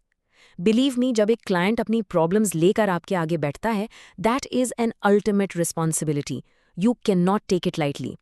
सबसे पहले एक चीज़ क्लियर करते हैं, काउंसलिंग को सिंपली फ्री की एडवाइस देना बिल्कुल मत समझना। ये एक प्रॉपर रिस्पॉन्सिव और स्ट्रिक्टली वॉलंटरी सेटिंग है। ये प्रोसेस कभी वन साइडेड नहीं होती। यहाँ एक ऑफिशियली ट्रेन्ड केपेबल हेल्पर एक विलिंग क्लाइंट की डीपली मदद करता है। इसमें वॉलंटरी वर्ड पर फोकस करना, क्लाइंट को खुद अपने आप को ठीक करने की इच्छा होनी चाहिए। कोई बाहर से जोर जबरदस्ती से उन्हें ठीक नहीं कर सकता। और ये सब एक सेफ स्पेस में एब्सोल्यूट कॉन्फिडेंशियलिटी मेंटेन करते हुए होता है। No secrets out ever. Effective life changing helper बनने के लिए 4 कोर एलिमेंट्स होना जरूरी है। पहला, ऑथेंटिसिटी। आपका अपना बिहेवियर जेन्युइन और रियल होना चाहिए ताकि क्लाइंट आपसे रिलेट कर सके, फेक नहीं लगना चाहिए। दूसरा, अनकंडीशनल पॉजिटिव रिगार्ड, मतलब क्लाइंट को बिना किसी पहले के जजमेंट या किसी टैग के एक्सेप्ट करना। तीसरा और सबसे इम्पॉर्टेंट, एम्पथी। प्लीज ध्यान देना, मैं सिंपथी नहीं कह रहा, मैं एम्पथी कह रही हूँ। आपको एक्चुअली उनके शूज में स्टेप इन करके उनकी सिचुएशन उनके ही नजरिए से समझनी है, उनके लिए बेचारा फील करके उन पे तरस नहीं खाना है। And lastly, strict confidentiality. Client का पास्ट कुछ भी हो, बैकग्राउंड जो मर्जी हो, उनकी प्राइवेसी कंप्लीटली नॉन नेगोशिएबल है। And this naturally brings us to professional ethics.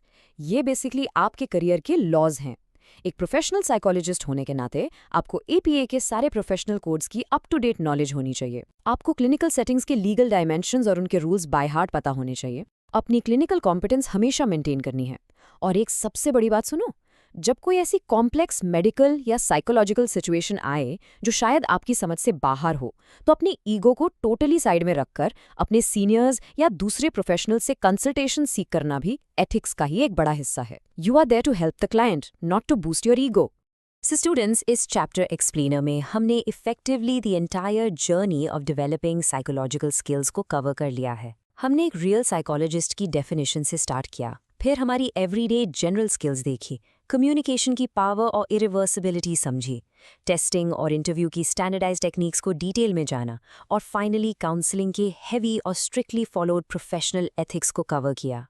सब कुछ एक लॉजिकल सीक्वेंस में हो गया है।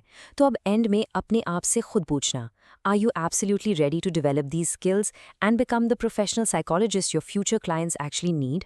इन कॉन्सेप्ट्स को क्लियर रखो, एनवायरनमेंट को ऑब्जर्व करो और प्रैक्टिस करते रहो। That's all for today's class. Keep learning and take care.